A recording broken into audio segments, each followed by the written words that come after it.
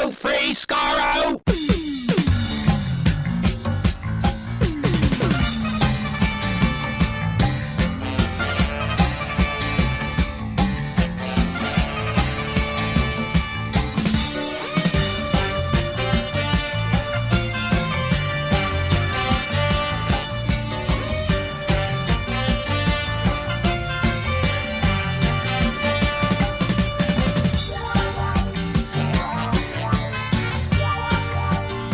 Hello, everyone. Welcome to Radio Free Skaro, episode number 786. I am Stephen in Edmonton. Warren in Vancouver. And Chris in Edmonton. And following along from our weekend of Gallifrey One stuff last week. Hope you enjoyed all that, by the way. I thought it was kind of nice to dip back and relive that. And then it sort of like just ended. It was like, it felt like we just sort of crashed out of Gallifrey One into a normal week again. I think, yeah, that feels about right. And then, so this episode, alongside our commentary for Revolution of the Daleks with Deb Stanish, who we also, of course, see at Gallifrey every year, we are catching up on all the news that we didn't bother to talk about last week, because that's what we would normally do at a Gallifrey One anyway.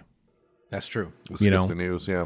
On the last Skip one, the news. Yeah, it's a lot of stuff to go through today. So that's happening here in this last week. This last episode of February is where we're at right now. On still one more.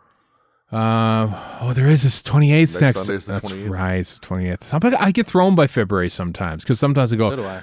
like, oh wow, this is like I'm doing something on the 25th, say, and then not again until March the 2nd. It's like, oh geez, wow, that's a lot. Oh no, wait, that's like 3 days, because February gets jobbed out of it. But think of all the good things of the short month, like paying the same amount of money for rent or your bus pass that you would pay in a normal month. That's actually that's that worse. great? That's worse. That's worse, Chris. I see what you've done there. It's actually worse. Here's the thing. I haven't paid for a bus pass in about a year.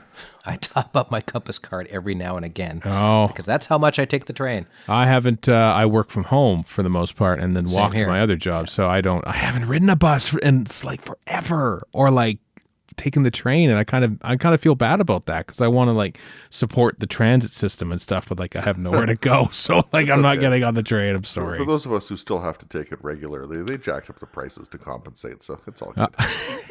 That's always. I hated that when I remember sometimes when I would play drop-in hockey a few years ago and stuff, and I remember going to this one game that this guy was running, and it was like $10 a piece. Everyone chips in $10 and goes to play hockey. But then this one time he didn't get as many people, so okay, guys, it's $15. No, we're not. No, we don't cover for people who are not here. I'm sorry, you have to spread the word. I know this because I used to run a drop-in hockey myself. Like, you spread the word, and that's how you get the money people coming in. You don't charge the people who showed up more as a reward. Oh, well, you showed up, so now we have $20. No, it doesn't work that way. And of course, because Edmonton is the forward-thinking city that it is, the price increase started February 1st. The short. Oh, it did, of course. That's how they do it. I'm looking forward. There's a new transit line opening up. Let me tell you, I think I've ridden the LRT, our light rapid transit system here in Edmonton, like twice since getting back from the UK 5 years ago, because it was like you go to the tube and you ride on the tube, and then you come back and see how your like 1 or 2 lines of transit works in your own city, and going, why? I have that same feeling with both that, and also I've been to New York a bunch of times, and okay, there's the New York subway system's not perfect, but it goes everywhere, and the SkyTrain does not. It's relatively convenient, but it's but not, the SkyTrain is also not that. leaps and bounds above what we have here for the moment. So Possibly. We only got our first LRT system in 1978 for the Commonwealth Games. Well, this that was here, 86 is when, for the Expo 86. That's right. The first one was. So this is actually later, but it's driven by robots. It is true. It's fully automated by robot. Don't trust it, Warren. Do not trust that SkyTrain. I mean, the name itself is like, oh no, SkyTrain of death. Well, for a while, it kept breaking down, like about a year before the pandemic, and then once the pandemic started, No. Plenty of time to repair things. London and New York had like 100-year head start when it comes to public transit. I actually went to the Transport Museum in Brooklyn, and they talked about how they made that. And there was a lot of steaming tunnels and people working for 2 minutes and then running back to not die. Yeah, it's kind of like shoveling radioactive stuff off the roof of Chernobyl, basically. It was like the steam engine version of that. Yeah. For what it's worth, the Paris Metro was quite decent as well. Oh yeah. These are one of the things that I miss crowding onto subway stations. Just to completely throw a loop in this, a friend of mine went to North Korea way back when, like with her boyfriend. I think she had her mom and dad had connections in the Chinese government. Anyway, she put a bunch of pictures on Facebook. Was she a defector? No. She just went as a tourist. But so she put all these pictures on. So it's one thing I've seen of North Korea is their amazing looking train system, because it probably goes to like 3 places where all the government workers are. But it looks like they pulled it out of 1950s Soviet Union, but it looks amazing because nobody uses the damn thing. Oh yeah. It's like a well cared for Ford Edsel. Yeah, it's basically a museum. Yeah. I remember being told in high school, I think it was, about the Moscow equivalent of the subway, and how it's like pristine and immaculate and looks great because nobody will deface it and whatever. Mm-hmm. Yeah, I've been on the Cairo subway. That was actually pretty nice. I never went on the Cairo subway. Anyway, I miss travel. I miss subways, but we're getting there. We're getting there, folks. Vaccines and stuff, because people are starting to get jabbed and everything. It's kind of neat and exciting. I thought we all hoped we would be further along than we are. I remember when I started the season 18 watch along. Later today, after recording this, I'm going to watch Keeper of Traken Part 4, which means there's only 4 episodes left of Season 18 after this. And I was thinking, where would we be as a society when Tom Baker regenerates at the end of Logopolis Part 4? Well, we're still not where I want to be yet, but they're getting there, right? Science has done wonders. I still appreciate you, science. Mm-hmm. Anyway, I know a few people who've been jabbed. What we need are better logistics. A little bit better logistics, yeah, and that's the thing. But we're getting there. We're getting just like where we were a year ago. We weren't even worried about that in North America. We were going out. We were flying places. We were going to concerts. Yeah, So I was looking forward to my trip to the UK. Yeah, you're going to go to UK. Warren's going to go to California, Disneyland. Yeah, eventually, when it's not a festering pit of COVID. Oh, I know, but a year ago you were thinking, yeah, let's go back there. Let's go back to Disney. Let's crowd around at Disneyland. Go and look at the Millennium Falcons and stuff like that. And at first I was like, this is no big deal. And I was like, oh, I guess it is a big deal. It's a big deal. It's a bigger deal than you think. But I assume they're probably still shooting the new series there of Doctor Who, the television series on which this podcast is based. I saw some stuff the other day about filming somewhere.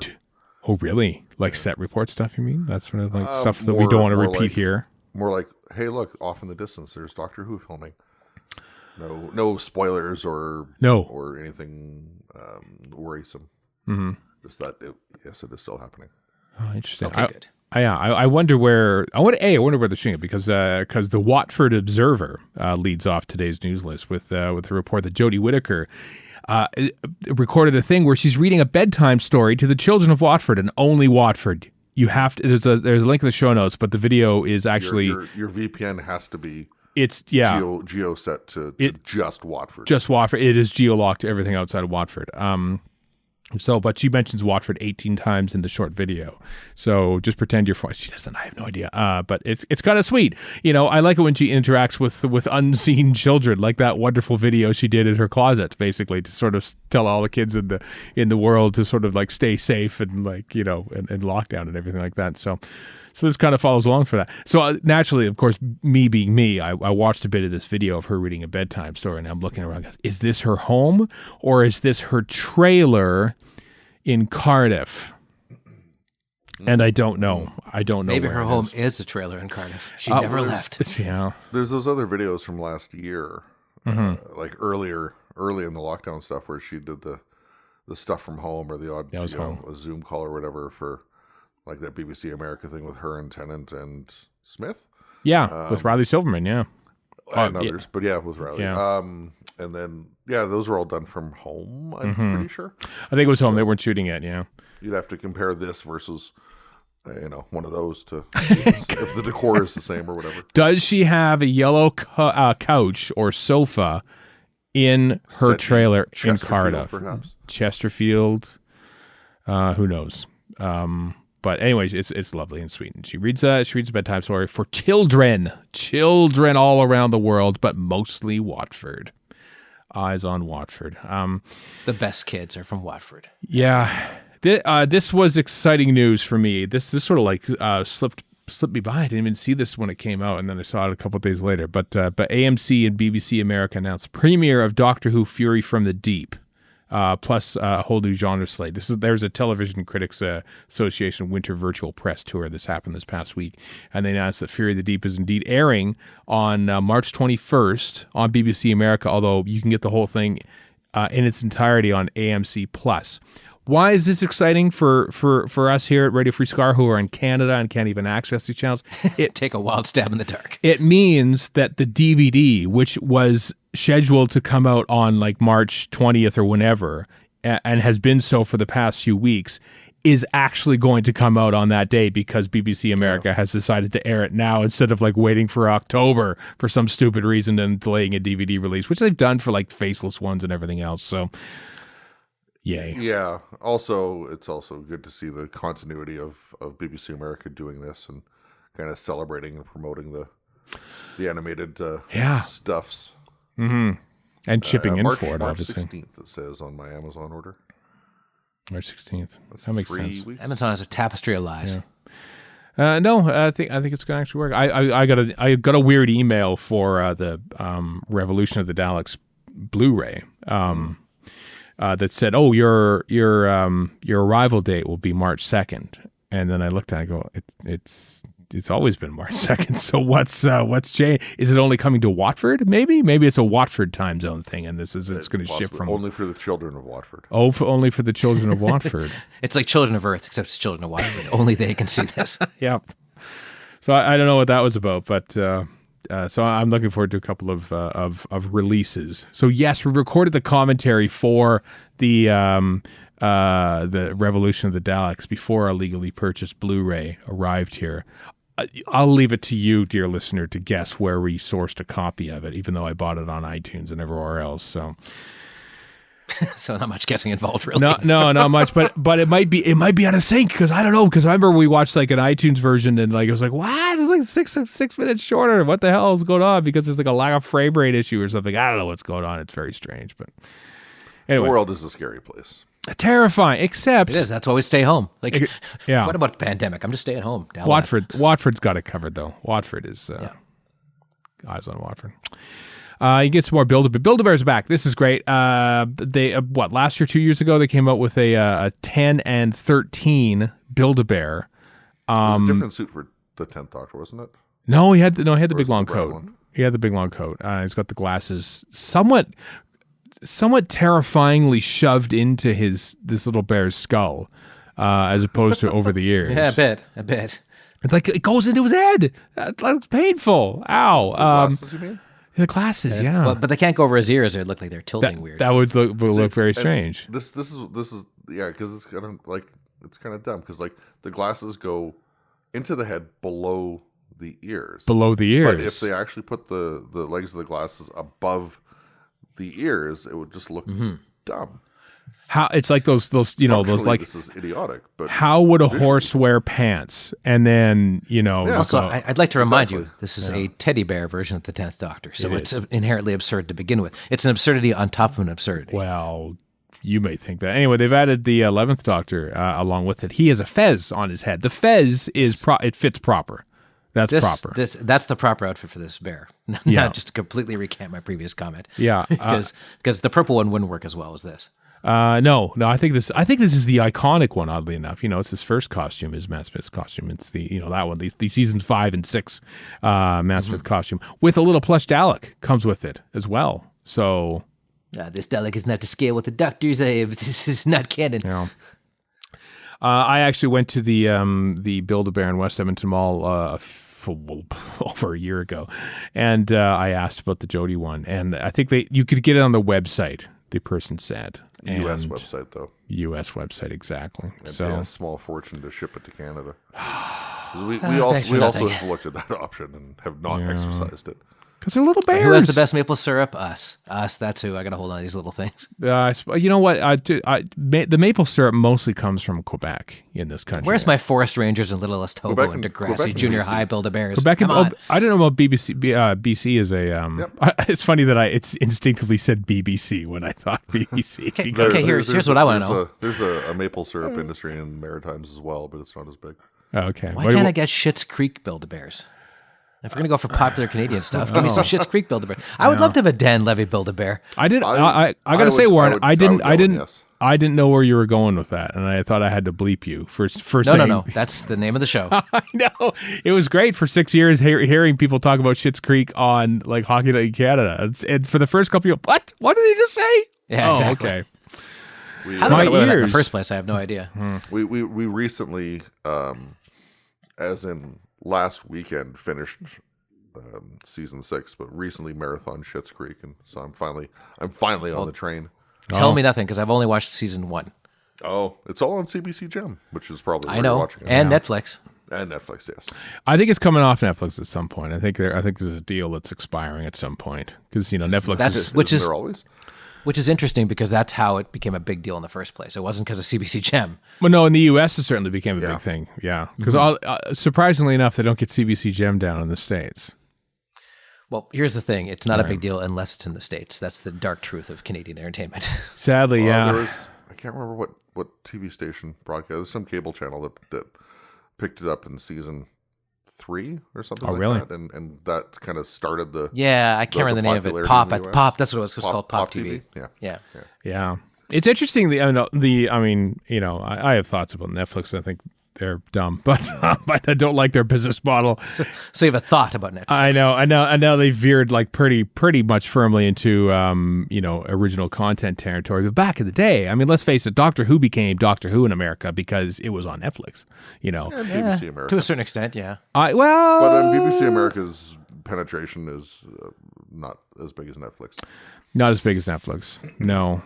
So I'm intrigued to see how HBO Max, now that things have splintered, now that we've recreated cable on streaming platforms, except they're charging more money for it, of course, because they got you, folks. You now pay for like 8 different streaming services, and you could have got an entire cable package for the amount you're paying for them. But I can finally watch the definitive Zack Snyder's Justice League. Oh, that's coming out, isn't it? That's an HBO Max thing, yeah. Which means it'll probably be on Crave, which means I'll ignore it on a service I pay for. Because thank you. I ignore so much. And that'll be one of them. That'll be one of the things. Anyway, Build-A-Bear. Build-A-Bear is you can order them from the US and the UK version starting Friday, this past Friday. They're already out there. So, but that was a lot of digression within a Build-A-Bear. Yeah, it was a little bit. The lockdown tweet-alongs continue unabated. There was one for Love and Monsters, the great Love and Monsters.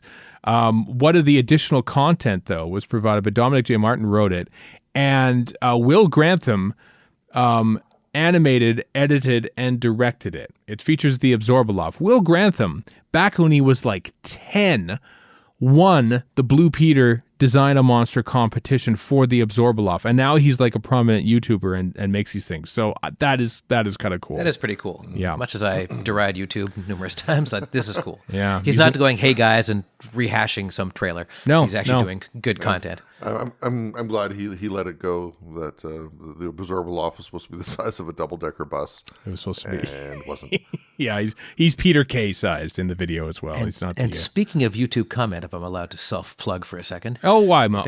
If anyone would like to check out my Instagram or YouTube, just Google, or YouTube, I guess, Tony and Steve Time Jerks, because I put a new stop-motion bit of shenanigans up there if you might enjoy. I saw you got some new software for making stop-motion stuff. Yep, Dragon Frame Stop Motion. That's the pandemic is on, and actors are other people that spread disease. Dollies spread no disease. Dollies, except the disease of dollyism. I know. I do the Otis Savings and Loan Lego stuff too. I've had 4 episodes in just over a year, so it's a mighty pace that I'm keeping up. as well. My idea is to have little 5-minute shorts with these guys going into different. Sticking with the Marvel canon, there's a multiverse now. So they're the multiverse where they're jerks and they fly into other timelines and screw them up because they're jerks. I like that idea. I think that's what Marvel should do anyway, because it's basically I'm like, well, I've got these two figures, their time travel outfits. What can I do with that? Screw things up. Punch Daleks, beat up a Drashig. Well, they actually beat up Peter Davison in this one. I saw that. They punched him in the face. Unwarranted, might I add. Oh, yeah, totally unwarranted. That's the whole point. They're jerks. Yeah. Time jerks. Time jerks. Time jerks. Now you don't need to watch it. You basically know what happened. Pretty much. But I just spent a lot of time working on the Ant-Man shrinking effect. So please watch it, because just for all that effort I put in. Speaking of fan creations, this is stunning. So Kieran Hyman, we met for the first time. He came to Gallifrey One last year. By last year, I mean 20 years ago. 20. Yeah, we should just say that in 2020, before everything went down. Before everything went Schitt's Creek, if I may say that. Yes. He along with Gav Rival, both of whom have been on the show, are using deep fake technology to make recons for missing episodes. It's kind of creepily good. They posted a couple short clips. Kieran did one for episode 5 of Abominable Snowmen. Gav did a few seconds from Daleks Master Plan with Mavic Chen talking to the meddling monk. And I see a future in this for recons. It's once it is a slightly unnerving seeing like what are eventually still photos talking. I think basically how they do it, because I think I saw Kieran post something about how it's made, or it might have been someone else. I apologize, but basically how he mimics the movement. He basically shoots himself speaking. Yeah, and then they sort of meld it with like a telesnap or some photo or something like that. And the better quality the telesnap, the better quality the recon. For some of the John Wiles era stuff, it'll be tough because there are no actual telesnaps. But yeah, some of the stuff looks pretty cool. There's a similar program called EB Synth where what you do is you film yourself talking or whatever, just any old piece of footage, and it takes one frame and makes a painting out of it. And so you have kind of like Waking Life or that kind of a movie. Ooh. But it's your own footage. So it's kind of the same idea, because it's all AI figuring out the frames in between, which is what this is. I remember I kind of rolled my eyes when I read deep fake, because people were like, deep fakes are going to confuse us all. Obama lying and saying he loves, I don't know, Trump or something. Yeah. And I was just like, nobody's that stupid. And then I looked and I was like, okay, in this particular case, yeah, it looks a little fake, but it works perfectly for this, because you know that going in, and also you can just kind of watch and it's good enough. I mean, it's just good enough to be on the cusp. Also, Kieran is kind of a genius, so there's that as well. Yeah. But I'll watch this over a telesnap any time of the day. Now, will this fool anybody when it gets applied to political stuff, which it inevitably will? I guess it will fool people because they're stupid, but it's obvious to anybody who's ever watched TV that that's shifting around too much to be real. It'll presumably eventually get better, quote unquote better. Yeah. More refined is a better way to put it. Yeah. But yeah, I don't know. I mean, obviously this has to be a lot of work, given that they're just saying, "Hey, here's a small piece. Here's what I'm working on." But maybe they're working on more. I don't know. Kieran, Gav, if you're listening, let us know if you're working on full episodes. I wish to know. I mean, I'd watch that over Recon any day of the week. I think I would too. Yeah, there's some good recons out there. There's some bad recons. So yeah. Listen, the fans who made them have dedicated a lot of time and effort into making. Yeah, I'm not deriding that. No. One of the worst recons ever. Well, two of them, I guess, technically, are the ones on the official BBC DVD for Underwater Menace. Those are horrible. When they were told, I remember Steve Roberts go, "Yeah, we were told, do not do anything with these telesnap recons. Do not. You have to put them in order. There'll be no it was weird. Yeah, don't. They were told not to make them good. It was baffling. Was that just some legal reason for that or something? I don't know. We never got to the bottom of that one. It might have been just money wise. Maybe it was right. I don't know. It was a weird. It was thing. Probably money, because that was a reasonably bare bones. I mean, there's one or two special things, but no commentary or whatever. But there's. Yeah, I'm sure it's money. Yeah. It's always money. Yeah, that's usually when it boils down to. You're right. Sadly, yes.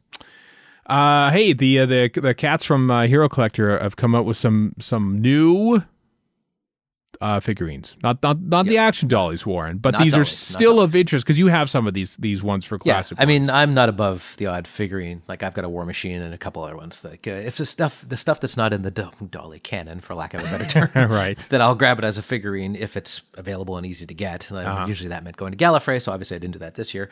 Like these would have probably been on sale at Gallifrey, and I would have snapped them up because then I'd have Prison Doctor and Prison Jack. But they're not action dollies, but they're kind of cool. Yeah. Prison Doctor, Prison Jack, and Dalek from Revolution of the Daleks. The episode about which we will do a commentary for later on in this various And these guys tend to do stuff where they fill in the gaps anyway. Like they tend to get stuff that isn't available yet or that nobody's made to begin, like a War Machine, or I've got a Croton and a couple other ones that just don't exist in dolly form. Sadly. But for comics, that's fine. They don't have to move. Yeah, For the- that thing, yeah. For the link in the show notes, the second set of pictures, the leftmost one, there's a shot of the defense drone Dalek with copyright 2018 on it. Whoa. Is that when it was designed, or is that when? Who knows? Well, that's probably because the original one from the New Year specials probably didn't, and this is just a repaint, basically. Kind of, I yeah. would assume. Yeah. Nothing wrong with that. It's the same design, so why wouldn't you? I'm always fascinated by copyright things. Why is that year there on there? What's going on? It can tell its own story. Yeah. Because I mean, yes, it was filmed in 2019 and broadcast in 2021, and development, it could have been started in 2018. Who knows? Things happen. Whether it's because of resolution or not. Yeah, I know. Apocalypse Now. Harrison Ford shot his one scene in Apocalypse Now after Star Wars was shot, but a year before it came out. And he's just like little unknown actor Harrison Ford before it. Of course, he became Han Solo and everything like that. Because the movie came out in 1979. So that makes me miss the glory days of video covers where people who were barely in a film are like front and center because they got famous in the interim. Yeah. I also have to say, just because I saw it posted on Twitter, speaking of going back to the live tweet-alongs, Emily Cook is doing a Town Called Mercy tweet along at like just as this episode drops at like 7 p.m. GMT with Toby Whithouse. He's in there as well, and Sean Benedict, who played Dockery in the episode. So there you go, another live tweet along that we forgot to tell you about. It's happening. It just happened. It happened. Also happening, Toby Haydock has been recording some commentaries, or at least did so back before the days of the pandemic, for Phantom Publishing. They do the alternate commentaries, basically on audio CD that you can buy. He's done a ton of them now. He's done one for Warriors of the Deep, which everyone has been clamoring for. It even says offered to write a 1984 serial Warriors of the Deep. Anyway, it's a commentary moderated by Toby with Mark Strickson, Vincent Brimble, Tara Ward, who was in it, and Michael Darwin, and Eric Sayward also in that one. And then they're also putting out one for the Sontaran experiment, which is interesting because they have like people who weren't in it. Dan Starkey, who bases a lot of his performance as Strax on Kevin Lindsay's as various Sontarans. One of them is Good Man Goes to War, which has Dan Starkey in it. I see. I missed that bit. I'm sorry. I thought it was just Sontaran Experiment, but it's others. It's Time Warrior. No, it's like an episode of the Time Warrior, an episode of it's a few here and there. I get it. I didn't read it properly. Okay, that explains why Dan Starkey, Francis Barber, the late Jeremy Bulloch, Chris Tranchell, and Marshall Wheeler. Time Warrior episodes 1 and 4, Invasion of Time episode 1, and A Good Man Goes to War. Oh, there we go. Thank you for clarifying that, Chris. Anyway, they're all out there. They're all you can order them on at Phantom Films. Links in the show notes at radiofreescaro.com. Here's the thing that we want to spread the word about, because this looks, I haven't listened to these yet, but this looks really cool. Southside Broadcasting is putting out a audio series talking with Graham Harper about not just like his career stuff, but like film stuff, music stuff, all sorts of things. Yeah. It's when we first stumbled on this, it was like leading up to last week's show, when we weren't doing any news, and I just thought it was going to be like a 2-episode kind of thing. But there's been 4 episodes now of Graham Harper. The first one where he talks about his sharing his thoughts on the Dam Busters, Bridge in the River Kwai, other stuff, influence of his life now, and then it sort of veers into like music and stuff, and how music has influenced his career and stuff. So I'm really looking forward to listening to these because Graham Harper is awesome. And these podcasts look also awesome too. So links in the show notes. Download them. I'm very intrigued to hear these. What Graham Harper has to say about these things, because whenever I've talked to him twice. The first time, all three of us, you heard last weekend on RFS, we had 28 minutes with him. 10 years ago. I can't believe that was 10 years ago. 11 years ago. Good God. I know. Oh God, it was 11. It was 11 years, 2010. And, you think, oh my God, it's Graham Harper. We have to talk about everything Doctor Who. And there's so much more that you could spend at least 4 podcast episodes diving into his mind to see what has inspired him. And that's what has been done here. So, yeah, looking forward to those. Links in the show notes. ReadyForScar.com. Download these podcasts. Have a listen to what Graham Harper has to say about things and stuff. Mm-hmm. Also stuff? Oh, my God. Yeah. Stuff and things both. Yeah. Mm-hmm. We skipped a week, so it means there's a whole bunch of big Finnish stuff. Speaking of stuff, to coming talk out about. Relatively. What's the word I'm looking for? Soon. There you go. Soon. March 21st, Doctor Who: The Lost Stories, featuring a 1979 story treatment from comedy producer John Lloyd. He went on to do Blackadder. And was one of Hitchhiker's Guide alumnus creator, Douglas Adams' best friend. Mm-hmm. Yep. And reading this summary, basically ripping off Hitchhiker's Guide, as Douglas Adams also did. Right. Once upon a time, about 4.5 years ago. So there's QI, which hopefully everyone's familiar with, which Stephen Fry hosted now, Sandy Talks the last few years. But they're the folks who do the research for QI, the so-called QI elves, do their own podcast, No Such Thing as a Fish. It's been going a few years now, 5 years, maybe 6. Right. Last time we were in London in 2016, they were doing live stuff, which ended up being a 6-episode thing called No Such Thing as the News for BBC 2, I think it was. Mm-hmm. Anyway, we went to a couple of the tapings, a practice one and then one of the actual broadcast ones. And I think it was the first one, maybe it was the second. No, it was the first one. John Lloyd, who created QI, produces it, whatever, was there and walked, I don't know, maybe 15 feet away from me, just walking past, talking to people and stuff, and I was kind of in awe to be in the aura of John Lloyd. Wow. I mean, Blackadder's a pretty impressive thing to have created. Very impressive thing. That and only that, because that's all I was aware of. So therefore, that's all he created was Blackadder. I had the book as a kid, The Meaning of Liff, which Douglas That's right. Adams wrote, which was basically made up words. Mm-hmm. Yeah. Anyway, he wrote a Doctor Who treatment back in 19. So this is season 17, proper that time. With a full cast with Tom Baker, Lalla Ward, John Leeson, because that's season 17, baby. So that's kind of cool. but listen to this John description. Not being in season 17, but yeah. Listen to this description. An intergalactic corporation wants to bulldoze the planet for a development project. Only a previous court's preservation document is standing in their way.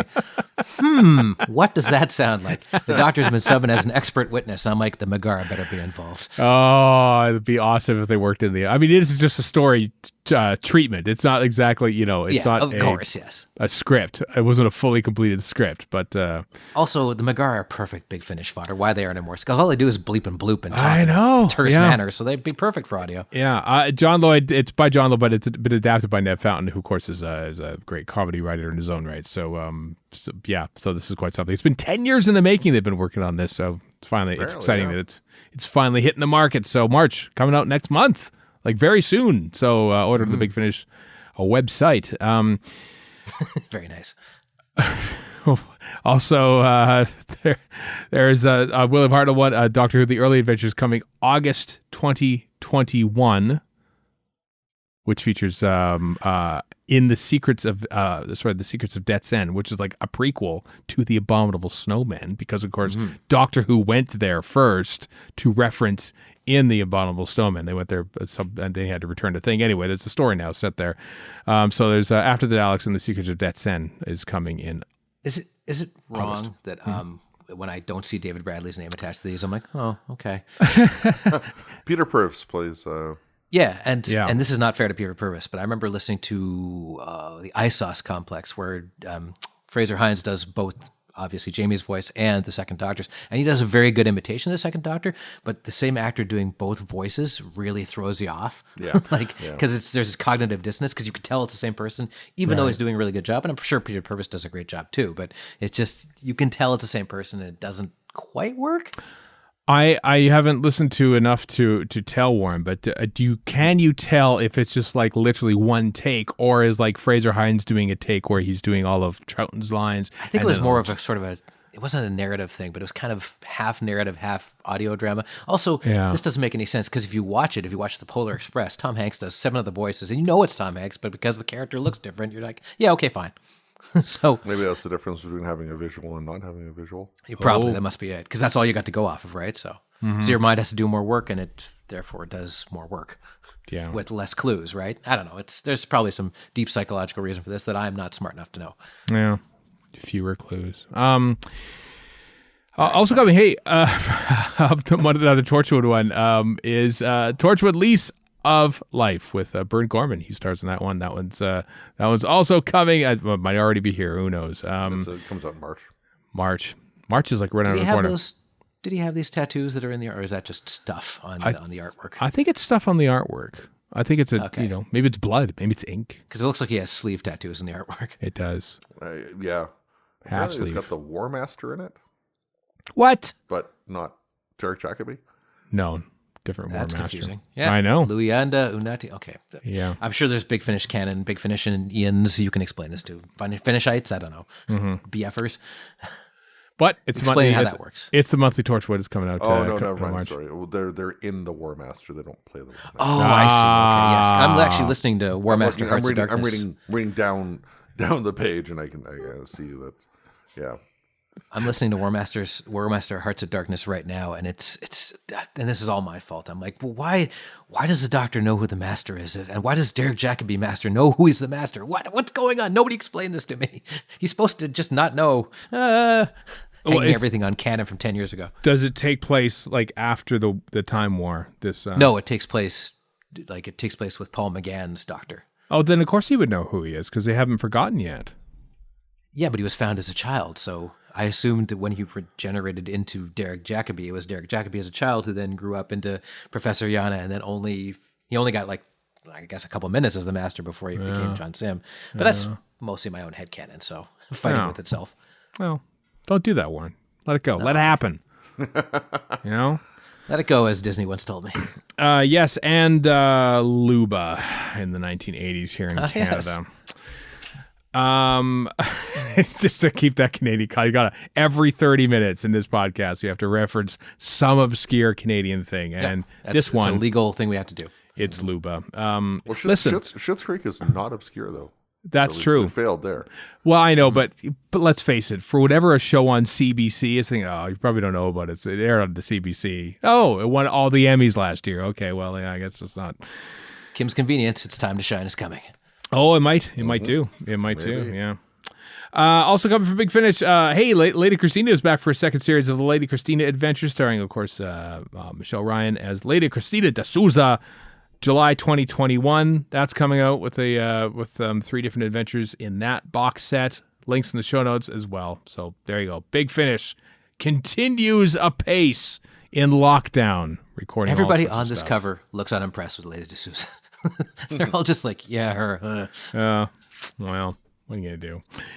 Now some books. Let's talk about some books. There's a book coming called Look at the Size of That Thing. It's from our friends, Bill Evenson and Stacey Smith. They wrote this together. It's a comedic look, basically a Doctor Who roast kind of thing. I'm intrigued by this book. Bill didn't mention this to me once. How long has he been writing a Doctor Who book with Stacey Smith? Never told me. A couple years, because I got to see preview of this, and it was a couple years ago. So. Did you really? Oh, tell us about that, Warren. I barely had time to skim over it, but what I saw was funny, so buy it, please. They're funny folks. So, it comes out March 15th. You can links in the show notes to buy it from Pencil Tip Publishing, because support independent publishing companies. They're great. I'm intrigued by what they have to say about this book. I imagine that it would have probably been a launch at Gallifrey One. Some sort of thing would have happened, but of course the convention didn't happen because of that global pandemic that we're in. But you can still buy the book. So links in the show notes. Look at the size of that thing. Get it? What I also like about the cover is that they use 3 different fonts, being Futura and the other one Also, I just discovered Pencil 17. Tip Publishing is here in Vancouver. Is it really? I didn't know that. That would explain why they have a Canadian list price, but not US or UK or other. Mm-hmm. Wait! You mean we're getting catered to a little bit here in this review? Like it's kind of. Wow. And I didn't notice before, but I now see that the character on the cover has the Tom Baker underpants.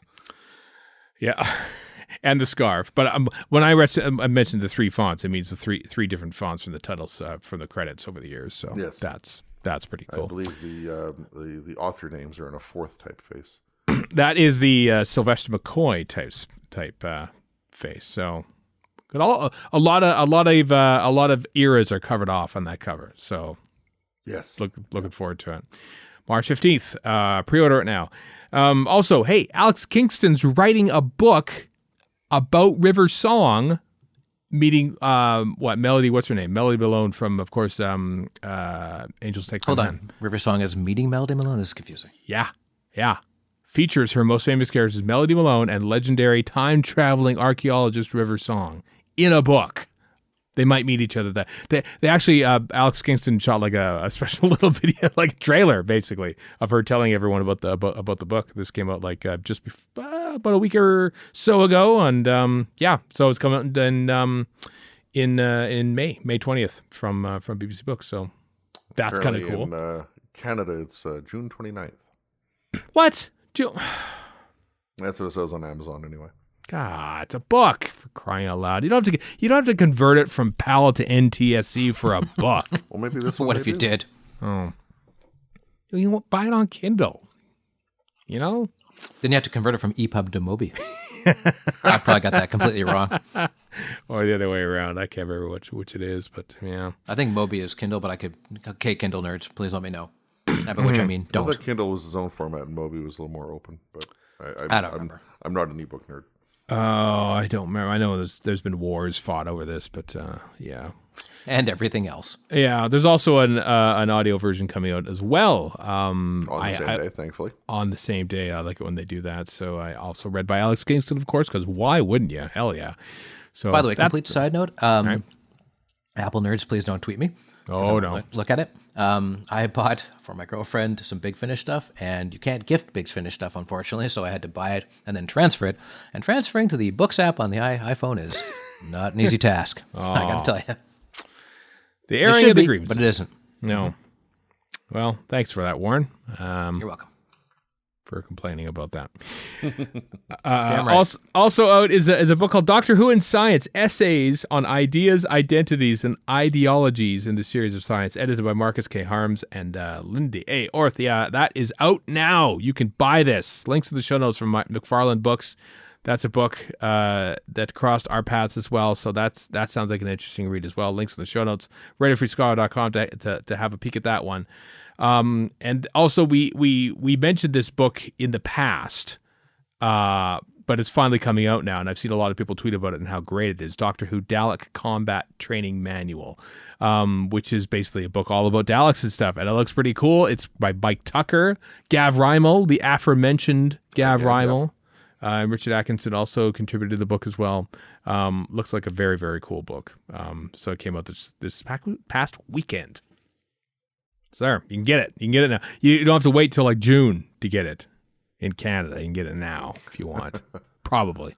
I don't know. The UK link's in the show notes, so who knows when we get it here in Canada. But if ever. There's still a lot of Doctor Who stuff that just doesn't come out here because it doesn't have the same market. That's true.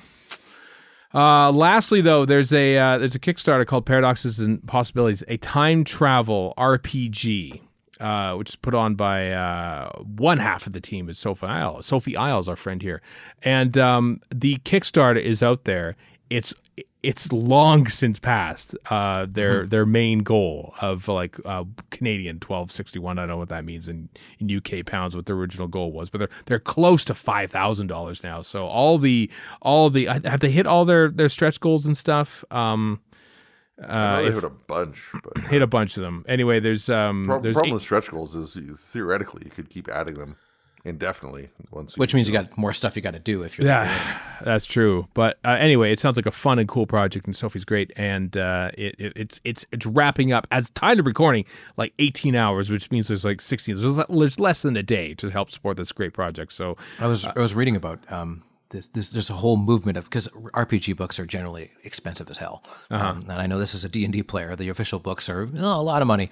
So there's this thing called Zenquest where people are coming out with like the original D&D stuff back in the 70s was just on like little zines, pieces of paper. And that's what this is. You can, for $15, you get a whole RPG system. So you can buy 3 different ones, right, for 45, what it costs of one book. And so there's this, and there's one called Rebel Scum, which is basically Star Wars, just like this is basically Doctor Who. But not unnamed. It's like President's Choice Doctor Who. All right. Again, you're welcome for the obscure Canadian very deep reference. Canadian cut. Yeah, that's.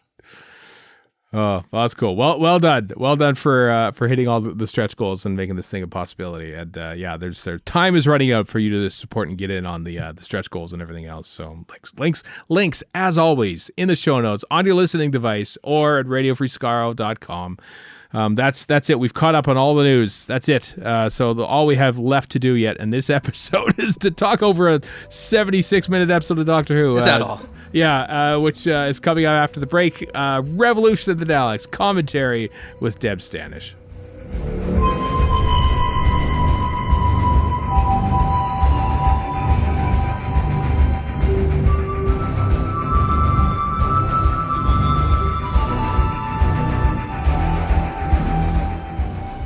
Welcome back. It's commentary time again, folks, of Modern Who, the latest episode to have aired, and we've brought on a friend of ours, our good friend Deb Stanish from Verity. Hello, Deb. Hi guys, how are you?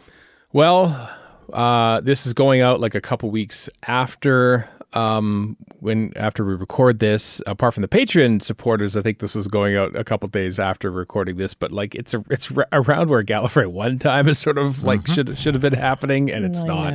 I know. That's what I said. Like, this is Sunday as we're recording this. I would have probably just about finished packing, and I would be obsessively checking the FedEx tracking site to see if all of our giveaways were being shipped, if they would arrive in time, arrive too early, arrive too late. It was always a crapshoot as to when that stuff was going to get there. So I don't miss that part. No, because that was a dance, because if it arrived too early, then you had to pay like $20 to store it each day or something. It was just I think there was one year we had to pay like $125 because they held the bags or they held the boxes. Yeah. And then another year it almost got shipped back. Like the day I arrived was the last day the FedEx facility, like in some shopping center, was going to hold it. Yeah, it was a whole dance. But I'm also kind of sad we don't have a Verity tumbler this year. That's the thing. Like, everyone appreciated that. Like, after all that, after all the logistical nightmare, then you had tumblers to hand out, and everyone loved the tumblers. And you see like people still using the tumblers on Zoom calls since then. It's just like, you know. And last year we did the hand sanitizer, like how prescient was that? People were texting about Verity hand sanitizer like weeks later. Like, I found my hand sanitizer. I can't buy it anywhere, but I found it in my pocket. Yeah. I have been saved. I can go grocery shopping Did you now. Did you ever find any of that sold on eBay? I did not. That would have been funny. I actually still have a couple bottles left. Like, I would have shipped it to somebody if they needed it. But it's, yeah. That was a really good giveaway. I think we're going to keep up with that one. Maybe Verity masks, you know?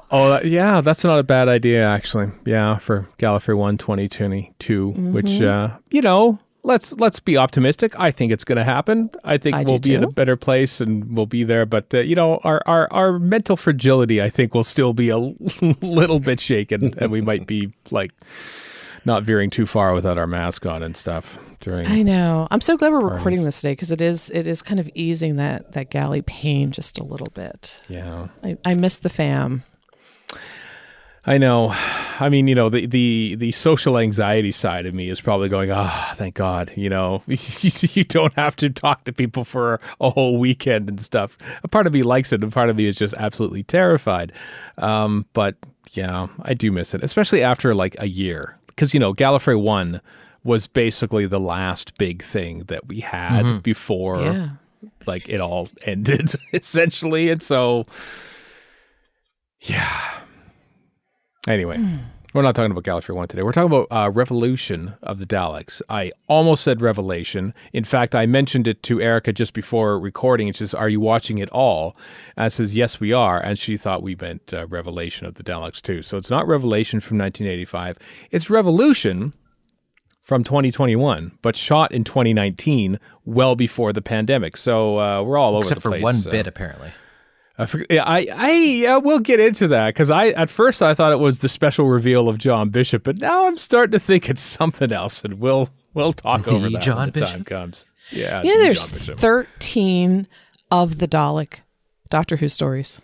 Mm-hmm. I am not surprised, and yet I am at the same time. Did you do a count, or is that off the top of your head, Deb? No, we did a count because we're doing a Verity episode where it's going to be the last Dalek standing, and we're doing all of the Dalek stories. And I had to pick a 14th Dalek story that wasn't of the Dalek, so we could, it would all work out. We could have the last Dalek standing. So yeah, I went through the master spreadsheet of all of the Doctor Who episodes and counted and listed all of the Daleks. 13 of them. I'm curious what the 14th was. What you have to wait and see when we record it. Excitement. That's a teaser, folks. That's Verity a teaser. Podcast. Yeah. Coming to a future Verity episode. All right. I assume anyway, this we're doing this before the North American Blu-ray has come out. So I hope you have your illegally downloaded BBC One broadcast versions of Revolution of the Daleks at the ready. Yes, we're throwing a hat tip to you, UK, by doing this one in PAL. Excellent. Here it is then, everyone. Doctor Who, Revolution of the Daleks, in 3, 2, 1, play. I love this. This little clever. Little Star Wars vibe. Cruel tease. Yeah. Is this the first time they've referenced Star Wars? I think it might be. Oh, that's a good question, actually. They've referenced Batman. They've really referenced Star Wars. As we record this, this episode is on iPlayer for like 10 more months, apparently. Is it now? Yeah. Oh, all right then. I dig how they just did the continuation from Resolution. Mm-hmm. Yeah. Not as a slight to Series 12 or anything like that. Just this is just where it picks up. It's kind of like the Zygon invasion, sort of like picks up from the Day of the Doctor in a way, Like it's minutes, I still have beef the days. with calling this Revolution of the Daleks. Because there's no real revolution going on at all. Well, they can't call it usual especially nonsense of the for Daleks. the Daleks. I mean, Oh, that's just what it is. Yeah. I so was rooting for this kid. I really was. Yeah. He's so adorable and handsome and should have more time on screen in my eyes. They spent a lot on this. In retrospect, maybe they could have done more time on other things because they really build up to the fact that, someone steals the dead Dalek. But it's kind of neat. I mean, this whole rigmarole, it's like, it's going to get stolen. Yeah. There's no way it can't be. Yeah. Mm-hmm. As soon as he said, "Can he stop for a cuppa?" It's Yeah. over. But I mean, if it got to Dead where it's man supposed to walking. go, that'd be pretty boring now, wouldn't it? Mm-hmm. See, obviously they've done their research. Like he always likes, how's your mom? Which it kind of goes nowhere. Maybe it's just a thing that we know everything about you. We know that you like to stop for tea. That's why, we have someone waiting to fill up your tea. And we see pictures of his family. I mean, they really set this up so you feel for this guy. Yeah. It's an emotional punch in the I beginning. want to see the web series about the person driving to each location he might possibly stop at. Yeah. Like I know people say, "Oh, that's just lucky that he happened to be at that exact one." I think, as I surmise, that they probably had like 4 or 5 different agents along the route. When you do a plan, you have backup plans. Oh.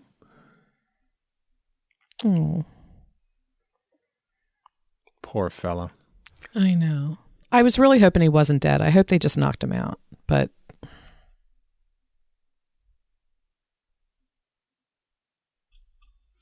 no, they killed him. Mm-hmm. Murdering Which, swine. Certainly doesn't help the allegations against for the show against people of color. Yeah. Nope, it does not.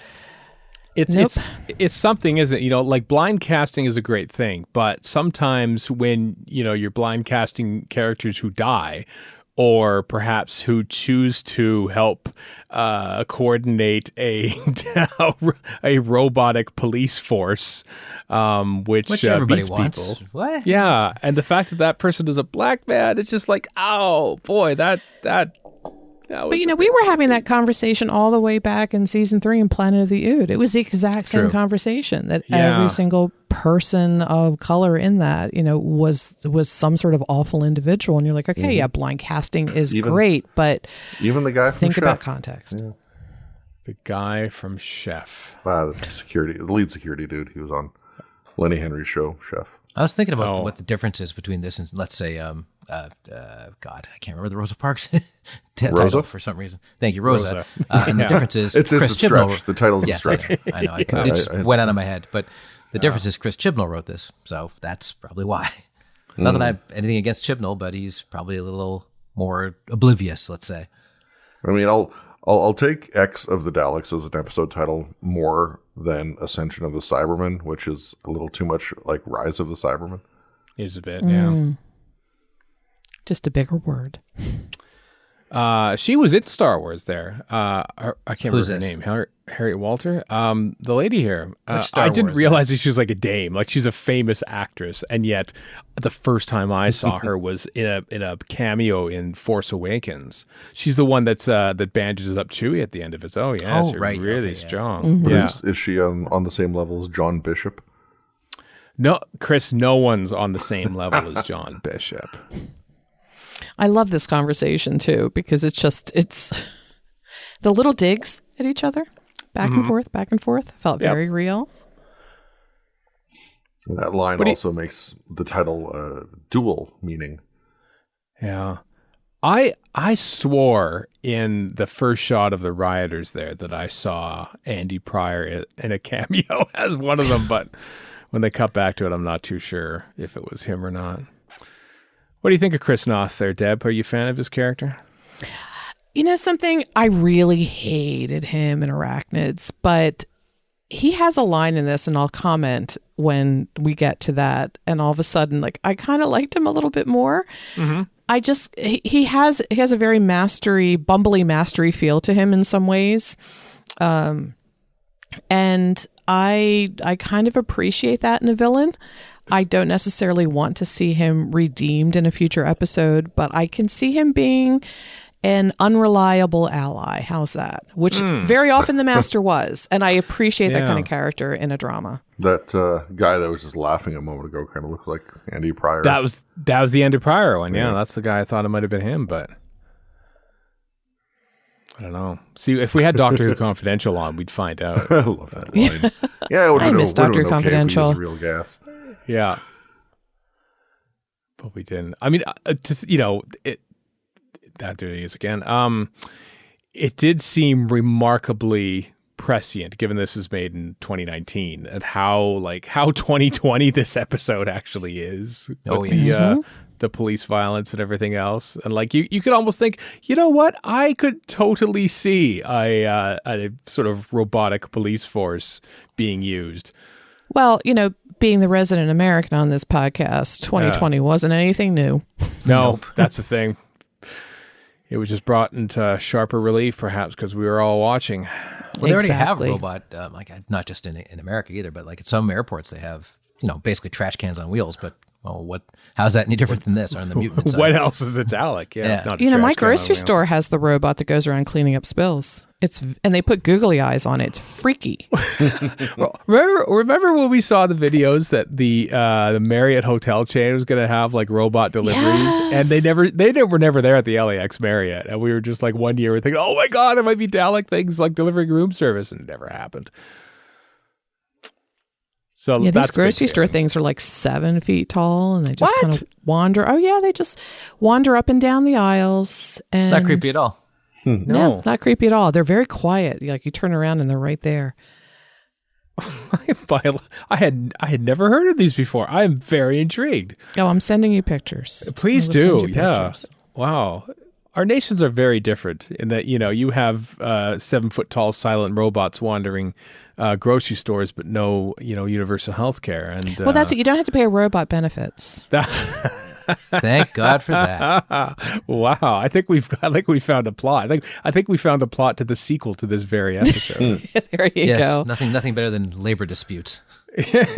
Everyone loves it. Look at that little smile. The blind ambition. The blind ambition of Joe is going to be her undoing. Yep.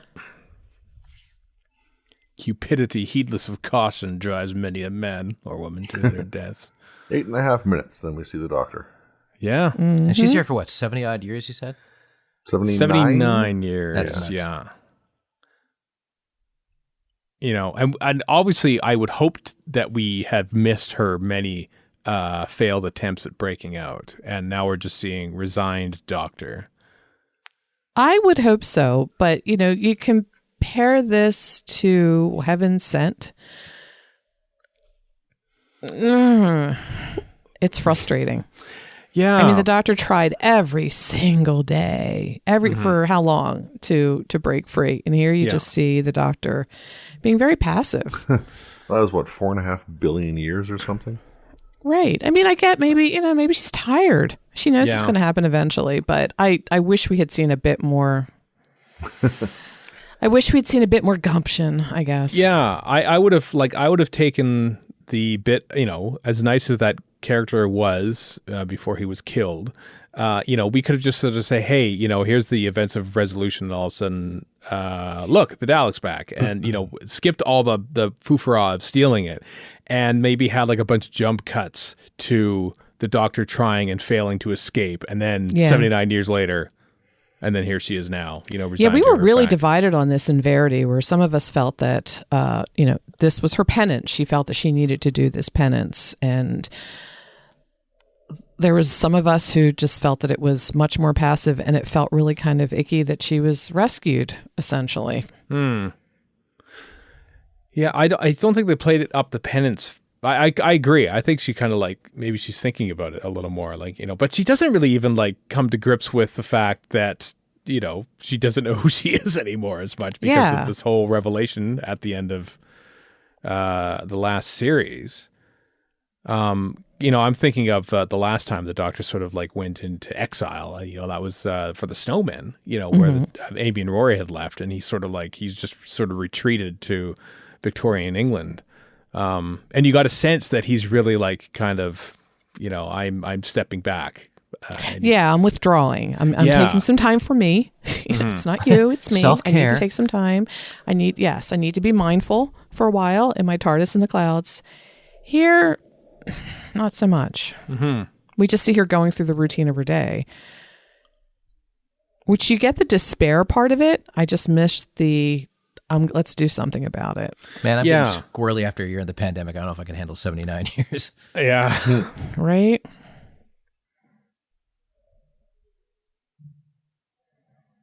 Oh, this is such a great scene. Yes, pretty great. I totally forgot about the TARDIS. And so, does it open for them? That's pretty cool.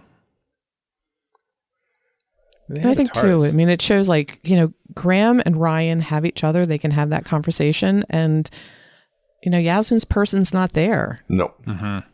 Hence all the fervor over the Post-its and the research, I guess.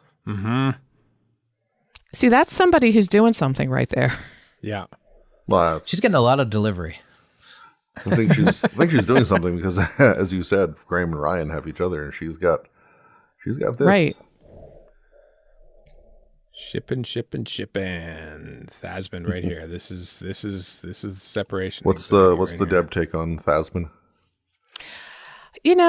I could see it. I'm not as invested in it. I'm perfectly happy that people can see that. I do see a very, very intense relationship, whether that is ever going to cross over into something physical or not. I do think there's a very intense emotional relationship there, and that's just as valid to make it a Thasman as to not. And how would that compare to, say, Rose and the 10th Doctor in your mind? I feel like maybe I think there was a lot of physicality in that relationship, a lot of physical attraction in that relationship. And I'm not sure that there's it's not played that same way, at least out on screen where it's so overt. But I think the emotional connection is much more real in this relationship between age difference doesn't seem to bother me here, whereas it sure as hell did with Tennant and Rose. Yeah, a little bit, right? It did feel a little. It did feel a little not creepy because I was a huge Dr. Rose shipper, still am. But off. Well, it definitely felt a little. Because Billie Piper was 24, playing 19 or 20, versus Amanda Gill. She's 31, 32. Yeah, she's like surprisingly older. Playing younger. Like they're somewhat close to the same age, but it's not like Jodie Whittaker's Doctor goes around saying I'm a 1,200-year-old Time Lord, right. like Tennant's Doctor did and Matt Smith's Doctor did. That age difference wasn't really hammered home, and it also wasn't like sort of said to Yaz shortly after they met. Like basically in Aliens of London, what, you're 900 years old, says Rose. So they could like that's out there, right? Pretty much from the start. Yeah, exactly. So, but you're right. There's an emotional connection. I kind of like it might be an unrequited thing if they go that route as well. Like I don't think the Doctor would sort of reciprocate. I think she'd be kind of confused by it all, and that might be where it ends. And then you might have Yaz like pining after her or something, or maybe not. Maybe they talk it out, and then John Bishop wanders in just as they're about to like sort of come to terms with it. And yes, I was just thinking about how they've taken the shift from because Eccleston was kind of a knowing Doctor, and Tennant definitely was, but then they go full hapless with Smith, and basically Capaldi's kind of hapless too. Like he needs cards to talk to people, and so is Jodie. So it's weird how they kind of go back and forth with that. I love this scene because Chris Nutt's character is Jack Robertson. He's just like, he's such a physical coward. And it's very entertaining. It is very entertaining. And I do like the shakedown from Jo. I mean, she's got some power now. She's going to flex those muscles because it also feels very 2020 for the UK politics right now. Yeah. It was also like, he just has a security force. Confidently incompetent is what you're saying. Yeah. Yes. I don't think I buy that he'd be walking around without like somebody right beside him, one or two people. Yeah, and driving his own car. Yeah, Lenny Henry doesn't have to do that, so why should he? Yeah. Lenny Henry. And he's got to be coming back next season. Like For some reason, I thought he'd be coming back in this, but I guess yeah, me too. But I mean, it seems like that would make sense. Kind of a waste otherwise. Yeah. So you can have I love that they're out there. They're solving. They're like the Scooby Gang. They're out there. They're going to solve the problem. Solve the mystery. They don't get very far. I know it was sort of like marketed as like without the Doctor, Ryan, Yaz, and Graham have to solve this themselves. So they basically like sort of that was a Dalek. Let's start to the Doctor's back. Okay. But you know something, the fact that they recognize something needs to be done and they're willing to do it. It to me is. Whether they're effective or not, the fact that they're trying is huge. It's like when Rose in trying to face the Sycorax, and she does that whole speech where she's trying to be like pull the Doctor. She's never going to succeed. But the fact that she has evolved enough to know that something needs to be done, I have to try. That to me is just the height of bravery, and I love those scenes like that when a companion kind of takes on that doctory role. Yeah. I suppose I like that they do that themselves. They don't try to be the Doctor, which is, Clara tried to be the Doctor. Rose, as you say, sort of like, summon the confidence of the Doctor or overconfidence. And there's Jack. I was going to say, we're talking over Jack showing up. Yeah. Yeah, well. Yeah, fair. I do like the brief little bits, to sort of address the fact that people look differently than they did 10 years ago, or indeed are played by different actors. Like, have you had work done? Because, John Barrowman, as fabulous as he is, has aged since like 2008. They did that in Utopia, though, when he had aged a year. It did a bit there too, and also like I'm just thinking when David Bradley is playing William Hartnell, and you must be just about to regenerate. Your face is all over the place. Or even Peter Davison, where they talk about how in Time Crash he's got some sort of temporal effect or whatever. Like, the one line explanation for why actors look different has always just made me very. I love the very Doctor happy. who goes to the trouble and then doesn't care. Unlike Star Trek, which would have a whole episode about it. Oh, so, again, the callback to Jack and, what was it, Bad Wolf, where he's hiding things? Oh, yeah. The gun. Yeah. Yes. Yeah. Also, ooh. Yeah. True. Why does the BBC have Guardian fonts? This is important newspaper nerd stuff here. Actually, I think they are BBC fonts. Oh, poor Leo. Yeah. See, this is the thing. Like, what? Oh boy, Leo's a conflicted individual. Like, and yeah, I'm gonna start this whole line of police brutality robots. Hooray! Yeah. Look, I have a conscience. That's awkward. I do love Chris Noss moving to cartoonish supervillainy, though. He's quite entertaining doing this. He is. I really want to hate him more than I do. Just when he totally betrays the human race and goes, I don't care, Daleks. I was like, okay, I'm totally on board with this guy. I don't agree with what he's doing, but I'm very much enjoying watching him do it. I love a villain that has a comic edge to them. And a believable edge, let's face it. He's after himself. Yes. His motives it's not like are we haven't clear. seen this around in the last 4 years. Right. I mean, he is kind of like, I'm glad that they mentioned Trump in the Arachnids episode, because otherwise it was like, is he basically Trump? But, okay, they mentioned Trump, so he's not actually Trump. Mm-hmm. He's his rival. Really, he's probably his hero, let's face it. A supposed businessman who has successful political ambitions. Leo's thinking, I found this cool thing. And, Robertson's thinking, how can I monetize it? Yeah. But to his credit, he thinks it's gross and wants it to get rid of. So that's true. Yeah. If he was truly a terrible, evil person, he would try to turn that into some sort of pharmaceutical find. You know what I mean? Like, what can we mine from this? I wouldn't say, because he is a truly terrible person, but I think there's maybe a tiny bit of consciousness in there. I don't know. Mm-hmm. You think there is. I think they actually play it quite well, because you think that he's going to be redeemed and sort of say, you know what, this is like right here, this scene right here. Mm-hmm. He's going, this is awful. You have to destroy it right away. This is a terrible thing. Like no, it can't be. And then he eventually does sell the doctor out because it's in his best interest to do that. Yeah. And of course, Leo being the scientist, it's all about the discovery. Yeah. Whether it's a good thing or a bad thing. Yeah. Well, I'm glad they're not going back to the same old doctor who's always good. Never mind. Yeah. It's a creepy. Was it Genesis the Daleks? They wanted to incinerate the little baby Daleks like that. It was a nice. Oh, in the nursery, if you will. Do I have the right? Yes, it was. Before he chickened out. Turn on some lights. Incinerators have lights. I find someone other than a crappy warehouse to do these things.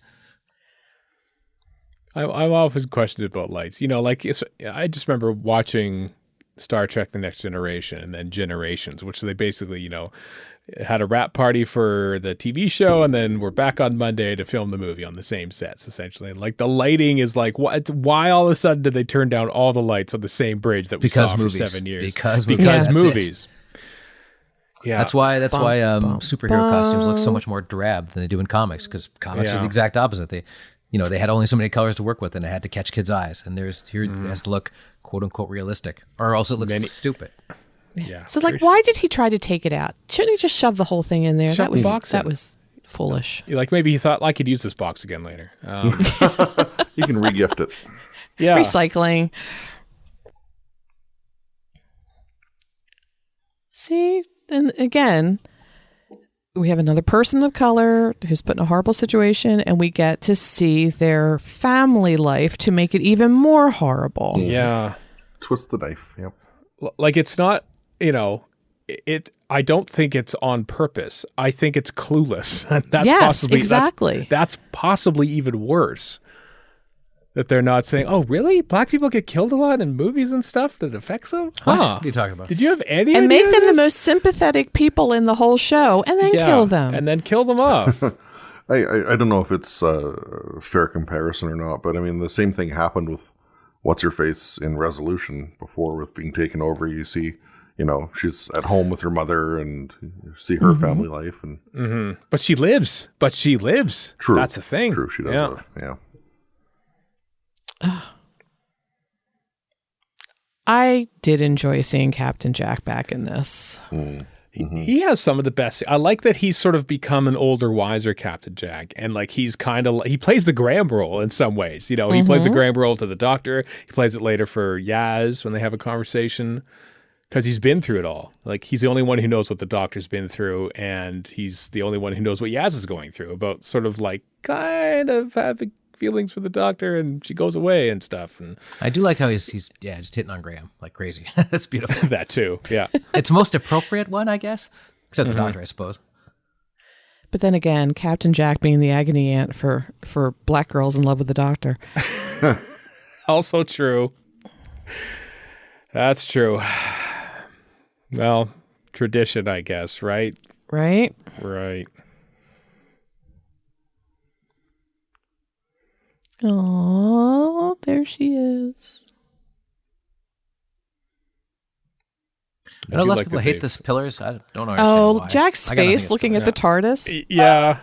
The feels. I've said this before often about John Barrowman, how he is very much a centerpiece of any show that he's a part of. But when he's on Doctor Who, he knows his place. He knows he's not the Doctor. He knows he is subservient to the show and the Doctor in question. And so he'll willingly take a step back and not make a big thing of it. I am taking a step back. He respects the show so much that he does occasionally play to the back of the room, though. He does a bit, but never. He doesn't upstage. He's got that stage tradition where he's not upstaging the Doctor or the show per se. Subtitle save warp. I know. Warp. Look at him working the problem, and then this. Please be. I like. Oh. I liked that they used the three of them around the table as part of the promotional stuff.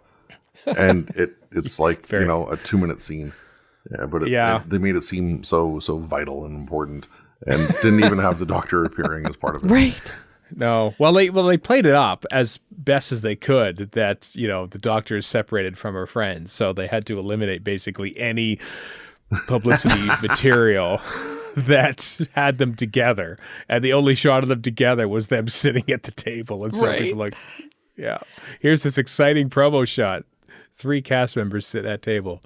I mean, that was the promo shot for the Doctor to begin with. They were all at separate, terrible restaurants. Yeah, that's true. I remember that.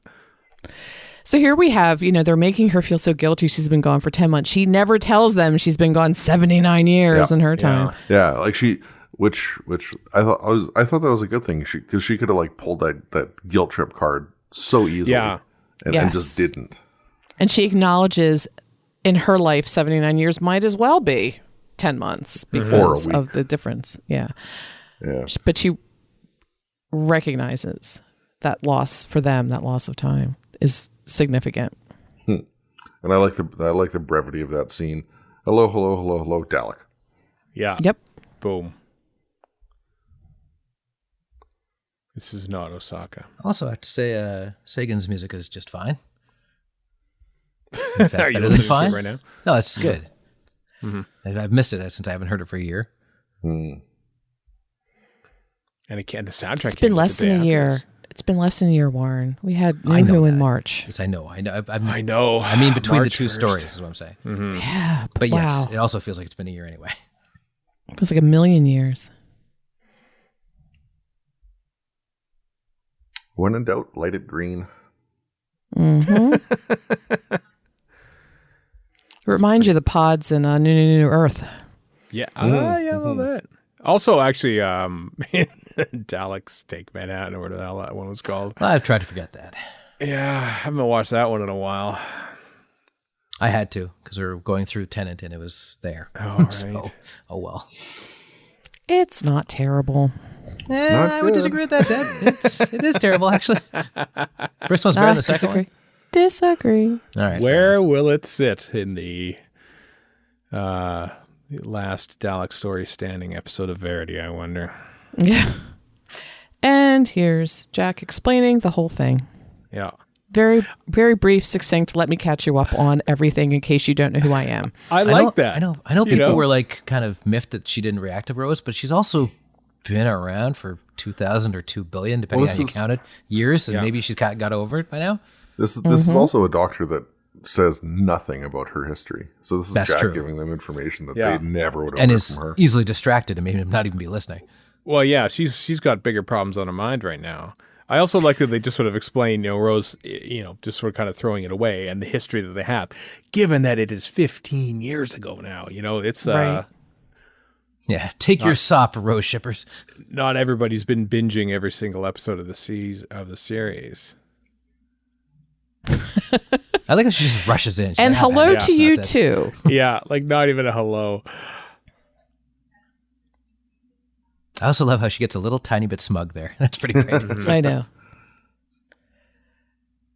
I love this scene because he's just like, look at what I have wrought. Yeah. Behold my glory. The smell of money. Inappropriately impressed with himself. I know. The smell of money. For a second there, I thought that was an old furnace pilot light. I have to wonder if the production line was a hat tip to the production line in The Power of the Daleks.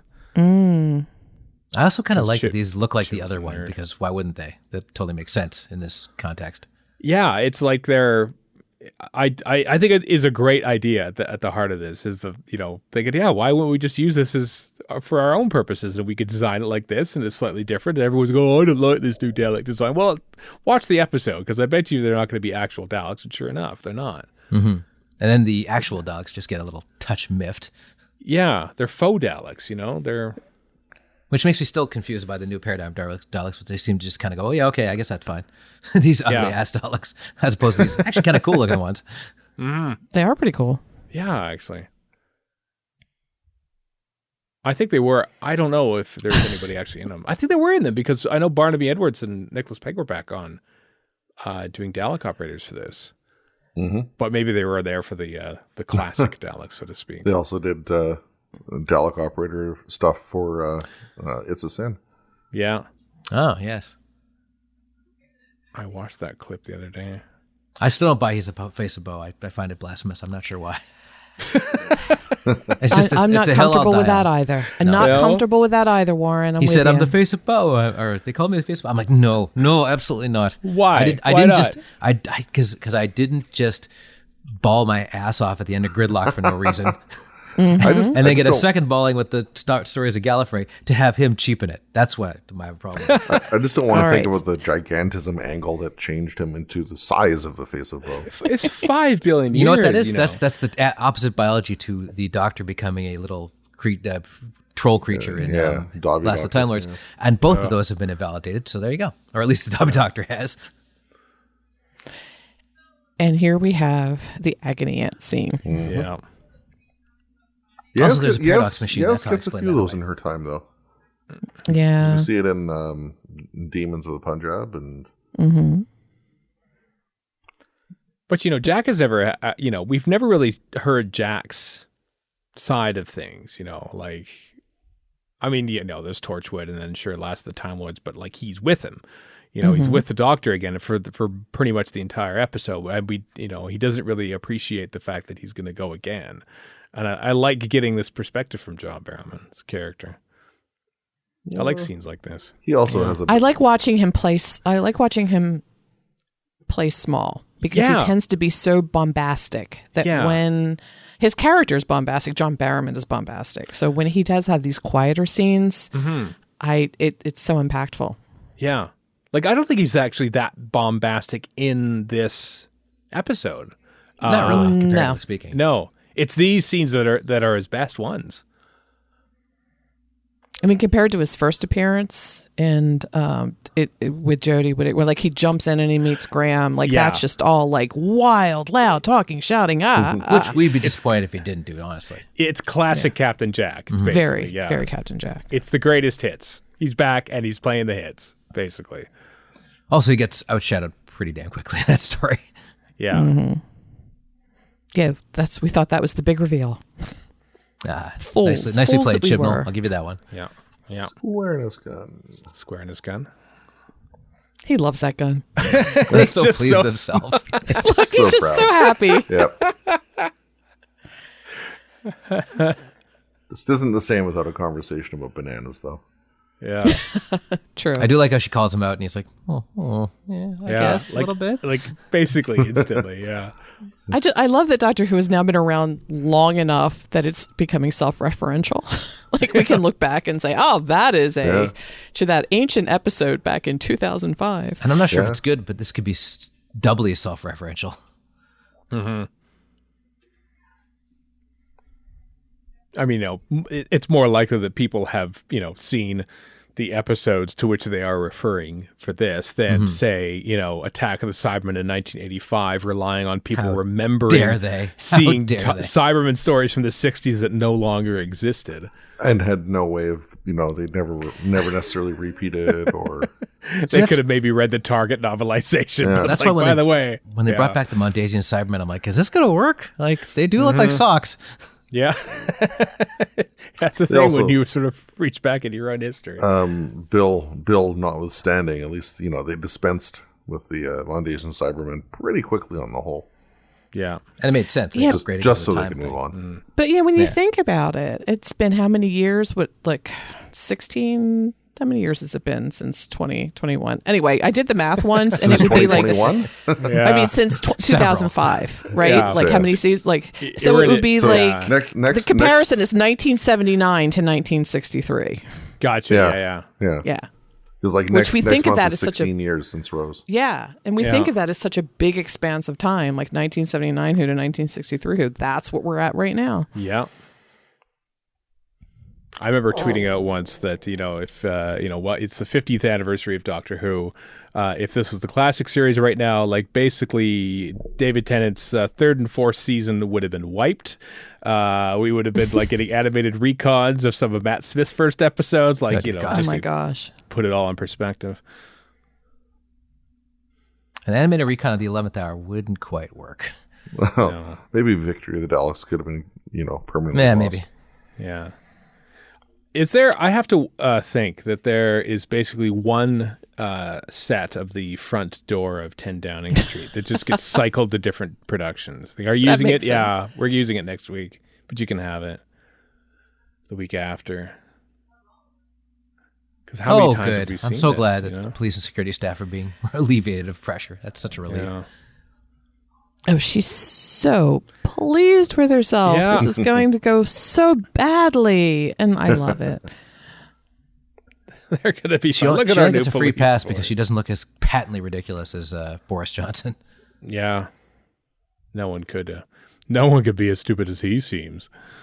We're supposed to get a little Theresa May vibe there. I don't know. It is all very green light, isn't it? Uh-oh. I do like. You have to it's just like sick of Daleks at this point. If you're Captain Jack or the Doctor, it's like, Daleks, come on. Enough. Again.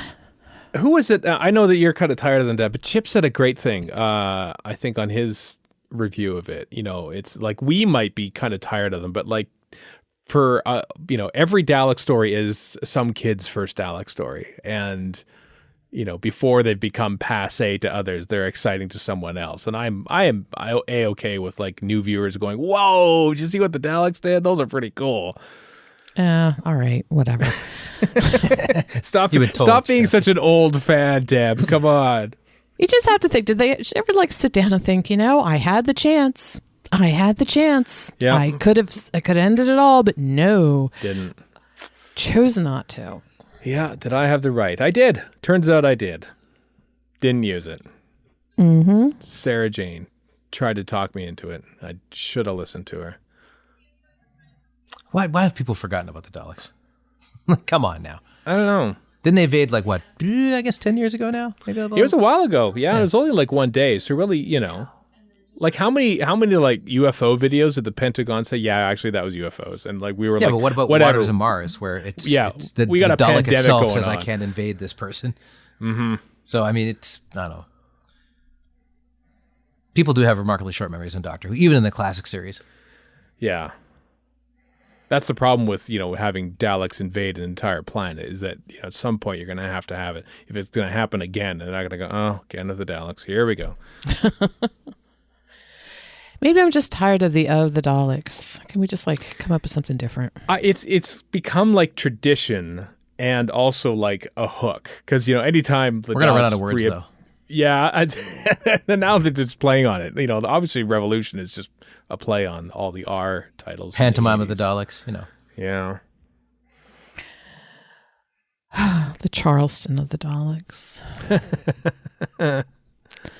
See, this was hard for me to watch because I really like Ryan. He grew on me so much, the whole Graham and Ryan relationship, and I don't know, I didn't quite buy all of this with him wanting to leave. Do you know what I mean? I feel that there's probably more to this, and I don't think that they conveyed it well enough of his disillusionment or his wanting to stay, or I don't know. It kind of felt forced.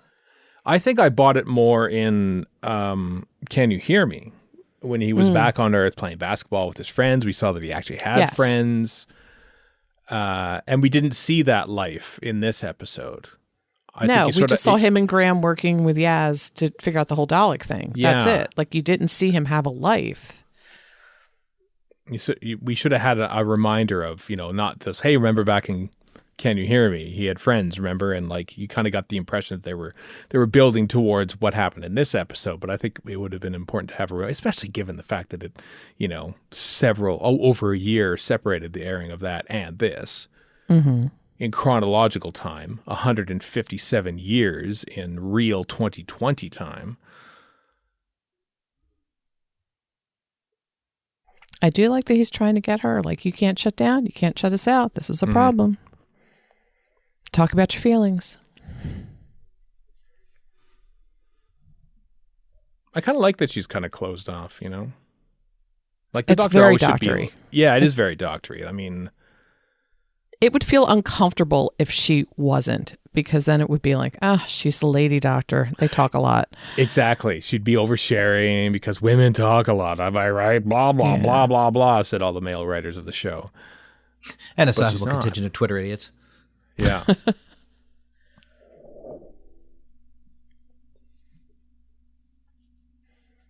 That's messed up. That's what Ryan's thinking. Mm-hmm.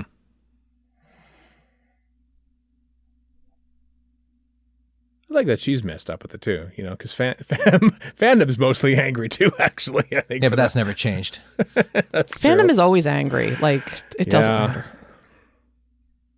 I like this thing so much that I hate it. Okay. That's right. You tell her, Ryan. You define yourself. You are not defined by other people. Mm-hmm.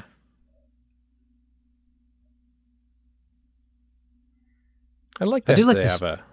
Sorry, you're going to say the same thing I am. That they actually have somewhere to sit. Oh no, I just enjoyed the fact that they're having a conversation, proper conversation. I mean, I think the highlights of this episode aren't the Daleks or really, and all the action, the basic plot elements. I just quite like the fact that we have a few of these scenes, I like that they have some place to sit. That's refreshing. Yeah, like Warren is saying. Yeah. Yep. Because they had that Chairs one seat are that nobody ever important. used with the, I guess, what's it on? Was it on Tennant and Eccleston's TARDIS? I think it was. They had the little bench seats. That Yeah, it was a little sometimes ratty sat in. seat. It wasn't that good. No, I it wasn't remember that Rose good. lounging around on that. Yeah, a little bit. They had mostly hung coats on it, though. Let's face it. I'm wondering, if there were seats in Peter Davison's TARDIS, maybe they would have sat down and talked about Adric dying. But the fact whole that they rooms, had though. to keep standing. This is we got nowhere to sit, so we must as well just go somewhere else and just forget Adric ever existed. We have which is no what they did. resolution here, but Yeah, Let's be honest, nobody wanted to acknowledge his existence in the first place. TV was different in 1982. I'm not holding it to task for that. all right. This is my favorite scene of this whole show. I love this. I like that. Still not telling him. I love that they just keep him in the dark. That's so great. To hell with you. You don't deserve an explanation. I know. It's a Dalek farm. Mm-hmm. Problematic Dalek incoming. Yeah.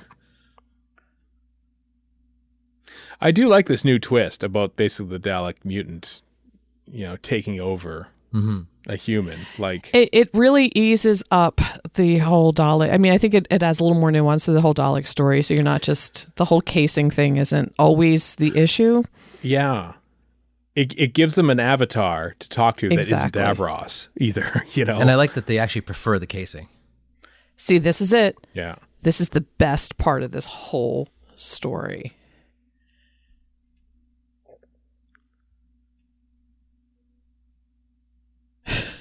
And I do like the physical effect on the background too. He's explaining this whole intense manufacturing process. Yeah. And what's Robertson's reaction to this? How did it happen? Like logistics. The purchase orders. Where's the purchase orders come from? Did these come through my desk? I didn't have it. I didn't see the ticks. I didn't get a tick on this.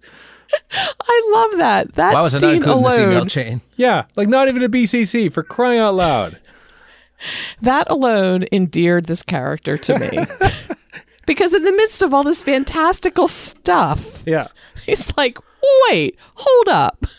I mean, it's a Where valid did it point. come from? Yeah. How'd you do it? I have a garden hose. Look out. Oof.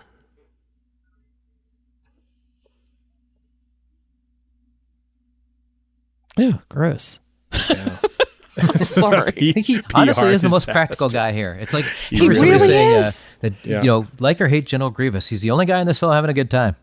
I mean, honestly, he's keeping his head. How many people, that can really turn you around, all this stuff happening. And he's he is who he is. He doesn't change at all. Like it's, in reference to the Daleks take Manhattan, that I'm sure they intended to do well with the human Dalek hybrid, but it did not turn out well. And this is much better. So much better. Yeah. If it wasn't for that wouldn't have been a bad story. Yeah, but it's at the center of it all. And it's That visual is just, it kills it. It just kills it's ridiculous, isn't it? And the fact because there's so much going on in that story that's so good, so much social commentary, so much about the doctor and his pain and his angst and but all you can think about is that horrible Dalek face dude. I'll tell you what all I can think about is the fact that both Jack and the doctor's outfits have got to be pretty musty by now. And they're just walking around in them. Yeah. Bum bum bum. I'm sure it's a self-cleaning coat or something like that. I don't know. Oh, I've been just shooting various. I feel really bad for the people. Like this poor person. Oh, what's going on here? I'm about to be killed. And like this here, I'm just thinking, oh, I remember passports and flying on planes and stuff. That sounds like fun. Oh, unless it's a Dalek. And then she's... I'm just out here trying to do my job. Yeah. And the police are getting it. What happened to Blue Lives Matter? I think they shot every single person What they shot did is a happen to person Blue of Lives color. Matter, What's Deb? going on? Why are they shooting all of the black people? This I is know. really racist. Oh, Well, they okay. just killed a Thank Scotsman. God they shot a Scotsman. Oh, everything's better now. Oops. Yeah. There's a couple things going on. Oops. It'll be fine. Like, did she You don't just need paperwork to import things or export what things this to another country. really It's needs all good. right now is a doctor. Yeah. There'll be I no get supply it. problems. Did she just wrap up her press conference? Like, is that what was just? Oh, by the way, sorry, teething problems. I just want to let you know this inauguration had the biggest crowds of all time. Yeah. Oof. And she's dead. Just like that. She was a poor man's Harriet Jones. Kind of was. And that's yeah. telling you something because Harriet Jones ain't exactly high rent. Yeah. Way. You liked her. Come on, Flydell North. Not exactly cosmopolitan district. No, she was an MP who rose to be better than Poor There Leo. goes Leo. Just to be cruel. But at least it looked Kind of cool. a dick move, Daleks. Yeah.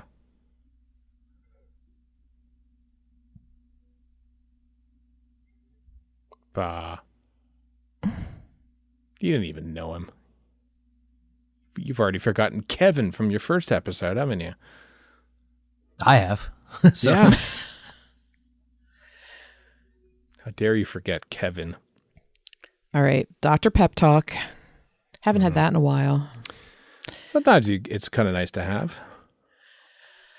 And that is the one scene in Voyage of the Damned that I kind of, when he comes walking back, this is exactly who I am. 965 years old. Planted to Gallifrey. Kylie Minogue has a moment, and we all felt it. Did you feel it back in 2007, Deb? I did. Yeah? I did. Like, girl, I know how you feel. I think I would drive a forklift over a chasm to die. Well, let's not get crazy. My biggest problem with Voyage of the Damned, and I've said this before, is that there's nothing wrong with Kylie Minogue or her character. It's just they make her into such a big deal, and it's only because it's Kylie Minogue, and that doesn't make any sense in the context of the story. It is a terribly depressing thing to watch. I still hate it. That too. I reference this because Verity talked about it relatively recently. We did. This is why we picked our whole new theme for this year, because we talked about that and Genesis of the Daleks and Caves of Androzani. Like, what the hell? Never again. Well, obviously again, but not this year. Yeah. Well, I hope this episode fits in a bit of a happy place for you. At least, maybe not necessarily comfort viewing, but... No, but there's lots of good stuff here. There's lots of good emotional stuff here. This is a fine looking Chibnall Dalek does ship, good too. emotional stuff. His sci-fi's dodgy as anything, but he is very good at hitting good emotional beats. Mm-hmm. And as Warren said, this Dalek ship design is super. Looks way better than the one in Victory of the Daleks. Yes, which it is. Just kind of is. an afterthought. Oh God, it's a hot dog factory, I think is where they shot it. Or cigar factory. It's an actual cigar factory they shot that thing in. One of the worst directed episodes of Doctor Who. Just shockingly bad. Anyway. And she comes right out and calls in the SAS. Yep. There is no more subtlety. Mm-hmm. The Daleks are the Nazis. The old Bill. They'll soon sort out this passengers party. The Nazis. Talking about attacking they've never made that comparison before. No, not literally once. the second episode of the Daleks returning. With people who on. lived through the Nazi menace. Yeah. But again, new viewers, this could be their True. first Also, Dalek Menace. experience. Menace is kind of Exactly. underselling the Nazis.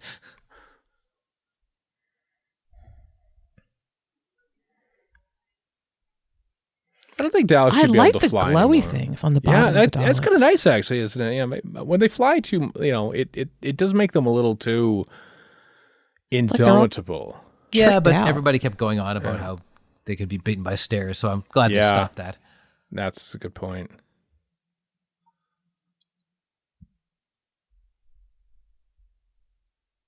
Like I do like they have like a scanner in the roof because Dalek eye stalks really like you're seeing at their lowest phase right now. Daleks can't really look down.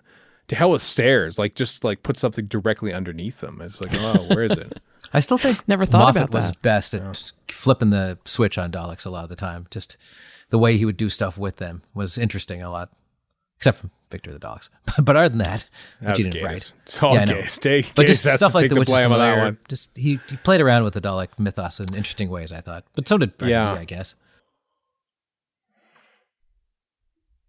I mean, I do like a good Dalek I shouldn't say civil war. They're more like, we're annoyed, but like this is like Lego versus Mega Bloks right here. It really is. It's not nearly as entertaining as the Daleks versus the Cybermen.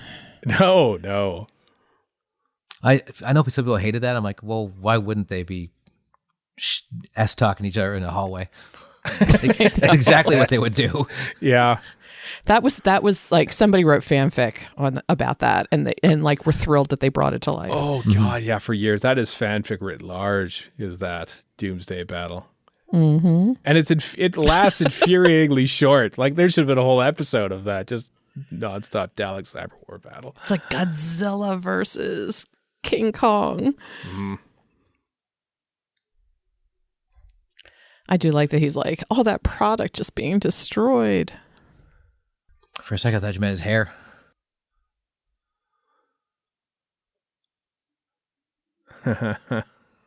What a jerk. He is a jerk. Yeah. And the fact that he's right. Mm-hmm. But it goes back to, for me, this goes back to the Master always trying to align himself with some invading villainous thing. And they're always turn on him in the end, but he always gets out of it. Or is like he's more into it like a business merger here.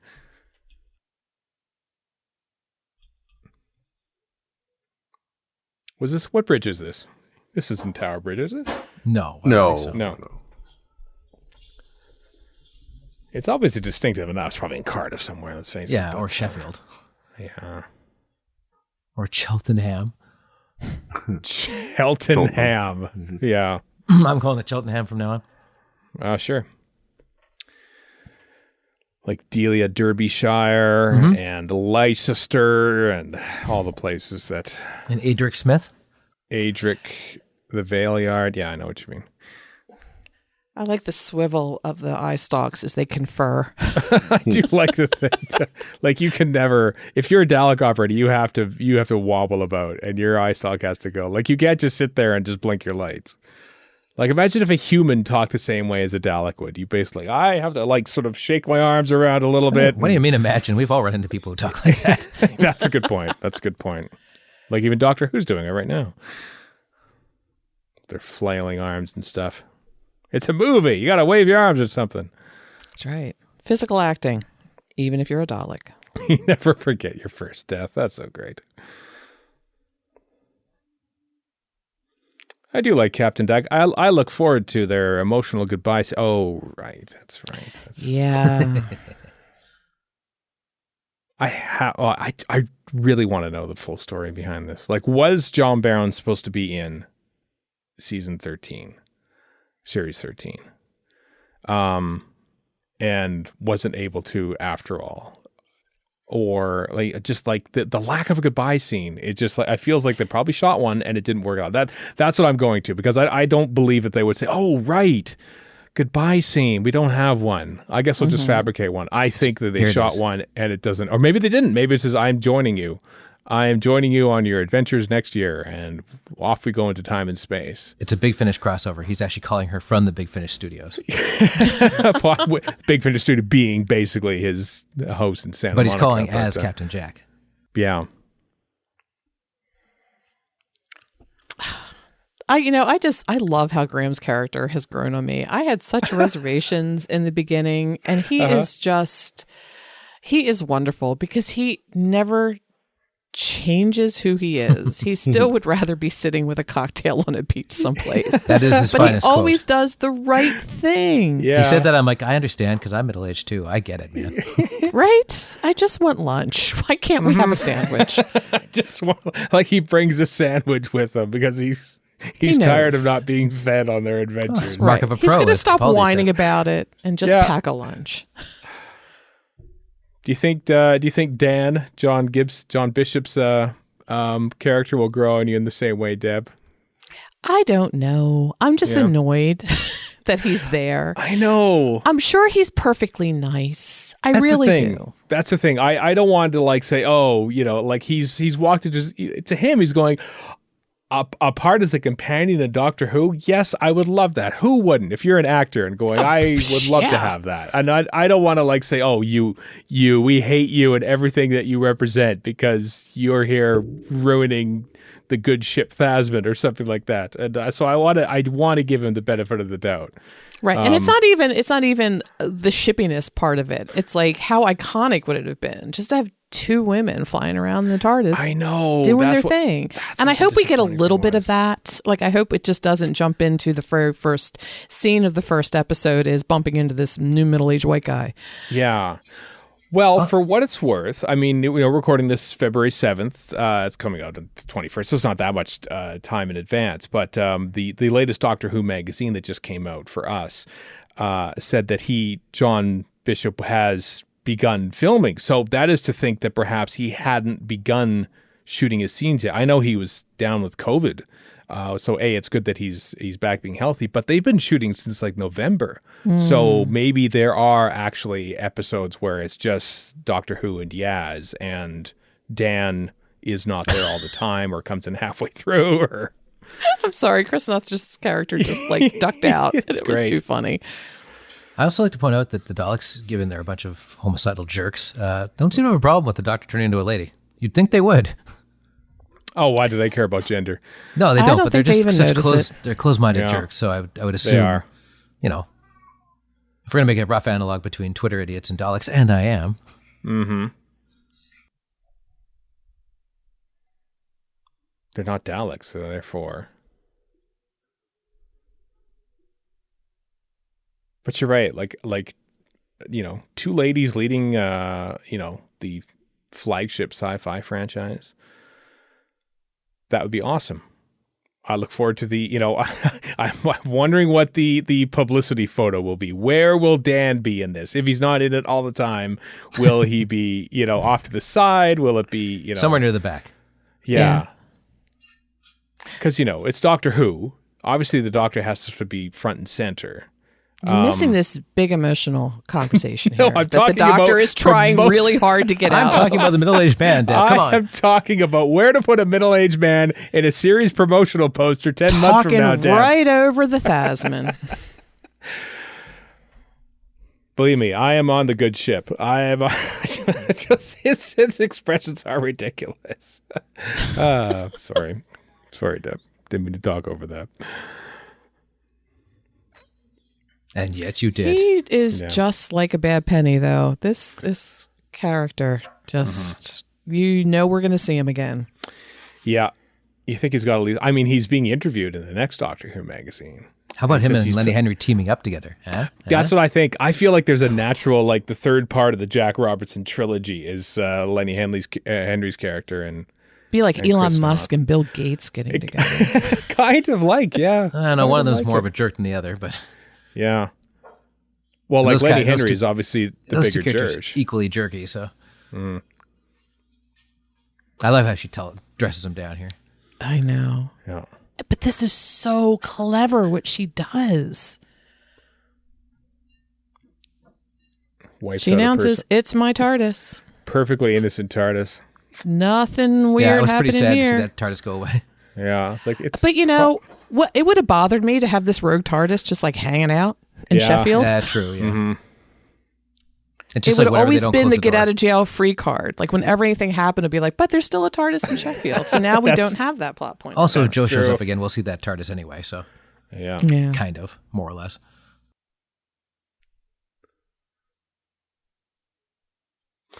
I kind of like that he didn't get killed. I know. It would have been an obvious thing to do. That's a cool looking effect. Oof. Gotta love a spaceship exploding. It is satisfying. Even though I know it's not a practical effect, probably. You know what I love about... So, during the World Junior Hockey Tournament here in Edmonton this past holiday season, they had, on the TSN broadcast, they basically had what they sort of proclaimed as like hologram, because it's social distancing. They couldn't interview players and coaches in the same room, so they would set them up next to a green screen and basically superimpose them onto the scene. And it actually looked really good. It was kind of like a hologram. And yet every hologram you watch, like here on Star Trek, like they are the glitchiest... The glitchiest things. It's like real holograms or visual, avatars are nowhere near as bad as they look like in futuristic sci-fi Star Wars has the films. Excuse that it sticks rigidly to its 1970s origins. Everything looks like an old modem. Yeah. Whereas like Star Trek Discovery, it's like, why? God, fix your Wi-Fi, Federation. These are horrific holograms. They're even doing like after shows like that. There's one for The Boys, which they basically the entire set's virtual, and I didn't know that until I read about it. It looked legit to me. Really? Oh, Robertson. Emily Maitlis, actual BBC anchor.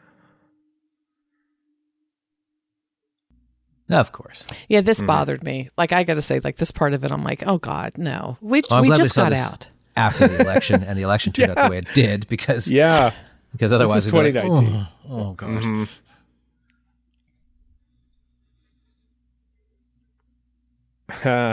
No. Don't do it. Don't do it. Don't do it, Doctor Who. Please. Yeah, we don't need to live that or the pandemic, please. Mm-hmm. And Ryan he believes it because he is a millennial, and he knows that only bad things ever happen. Yes, exactly. He does not have that boomer optimism. I'm like 20, and I've lived through 2 of the biggest recessions in the history of this planet. It's weird I to will see never have job security. It's weird to see a generation even more cynical than Gen X, but... Yep. God, I hope he finds a good job, actually, because, here it is. Here's the scene. Here's right here. Like, this is all B-roll. Like, none of this is actually, like, the doctor's lines were not said when Jodie Whittaker was on screen, and Yaz is just sort of giving a reaction shot. I have to think that they shot something with John Barrowman that was no longer suitable for where the series was going to go. Yeah. And that's why he's not in it. That could be a COVID thing. Maybe they couldn't shoot the thing they were planning for, This is what I'm thinking this is what I'm thinking because, like, that was the scene, the dialogue that they had to replace because maybe John Barrowman was going to be in the new series of Doctor Who, but because of COVID isn't, and that's why John Bishop is here. That is the theory I'm going with. That would be interesting. Yeah. Because they kind of they look like they both have the same kind of swagger. Yeah, right? I mean, I'd like to think that that's why enough time has passed. I alluded to it at the time when Star Trek Discovery wound up their most recent season. But, at the end, spoiler alert for Discovery, Saru basically is the captain of Discovery, but isn't at the end of it because Michael Burnham takes over. But it's not Saru having this emotional moment with Burnham saying, you should be captain. It's this new Federation guy going, oh, by the way, Saru went back to his home planet and he said that you should totally be captain. So you're captain now. And that, like, you're robbed of that moment. Mm-hmm. And I have to think it was a COVID related thing where they hadn't filmed it yet. And so they couldn't film it. But, right. Anyway, I'm stepping on the goodbye for these. As usual. Ship Fensky. Well, it's a commentary. We're supposed to talk. You're supposed to commentate. I've never done that either. I really like that. This felt very true to me that Graham decides to leave with Ryan because if nothing else, and I said this on Verity when we talked about this episode, that, people talk about what they have lost during this pandemic. And the thing that most people who have healthy relationships with their family or found family, not everybody does. I mean, the thing that they miss is that connection. They miss getting together with their family. They miss being with their loved ones. So this felt very real for this time when it aired, that you would have Graham choosing family over the Doctor. Like his real family, not his found family. Mm-hmm.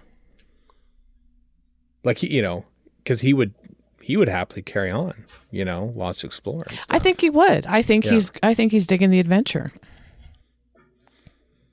But he's also digging his, relatively newfound relationship with his grandson. Right.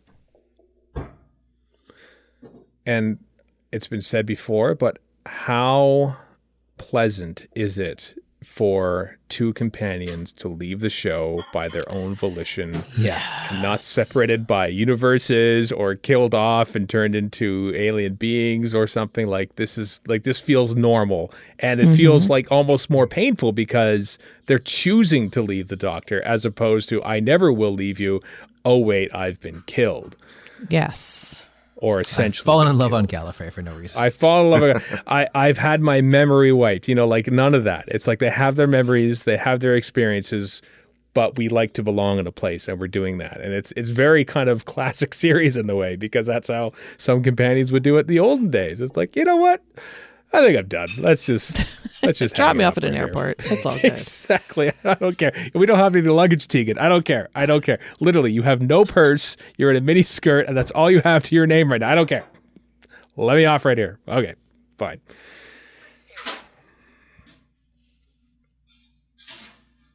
And it didn't get me until this bit right here. No. I am going to miss them. I am looking forward to their turn on Big Finish. Yes. When it's allowed, because Big Finish, Big Finish isn't allowed to deep dive into the current show. So once Jodie Whittaker leaves, then that's fair game. And I do like a happy coda. I know. I do that's not money. Yep. It essentially is money, though, isn't it? I mean. In the wrong hands, it could be. Ticket. It's a passport to adventure. Oh, look at that. And that there is the name of the new Big Finish Chronicles featuring Bradley Walsh and Thompson Cole. Passport to Adventure, coming to Big Finish in 2024. You've scheduled a lot for 2024. Yeah, I have. Well, so is Big Finish. That's the funny thing. You've done that once before, Doctor. That doesn't work well. You can't change the timeline. Really poorly, actually. Mm-hmm. Yeah. Otherwise, that would invalidate what he says to Tegan and Nyssa after Adric dies. Mm-hmm. Yep.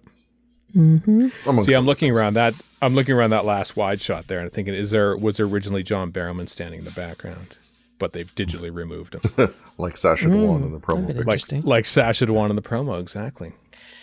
And echoing back to episode 1 and Ryan and the bike. Mm-hmm. And he's still trying. He's not. I'm glad that, in the last shot of the episode is him falling off the bike again. Like, he doesn't hey, now I ride my bike. I'm not popping wheelies. Right. I'm cured. Yeah. I'm fixed. Yeah, the doctor's exactly. magic. Mm-hmm. Like, it's still the same struggle. It is nice. I do like this little conversation they have. I know. So They're are they come on. going on really disreputable conspiracy sites to find this stuff? I don't know. They know where to look now. They know where to look now. That's the thing, They're going to go look in the tunnels of New York for all the children that are being held captive. Oh, dear God. Yeah. They're all over QAnon. Yep. Chuck Schumer, they're coming to get you. Yeah. I just picked a senator at random, really. Yes. Marjorie Taylor Greene is actually a lizard person. That's not far from the truth.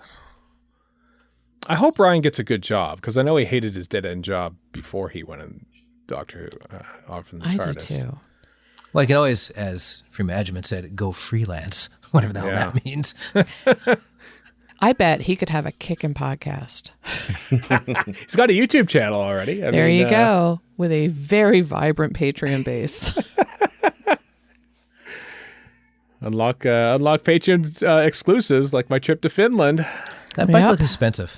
I'm just saying. I do like this too. There's a bike place in my building, so that's how I... Oh, okay. No, I didn't like this. Oh, okay. No. It's a little too hokey for me. Mm-hmm. Too forced. Yeah, it did feel forced. I'm kind of half and half on the whole thing. It's forced, but I'm still a sucker.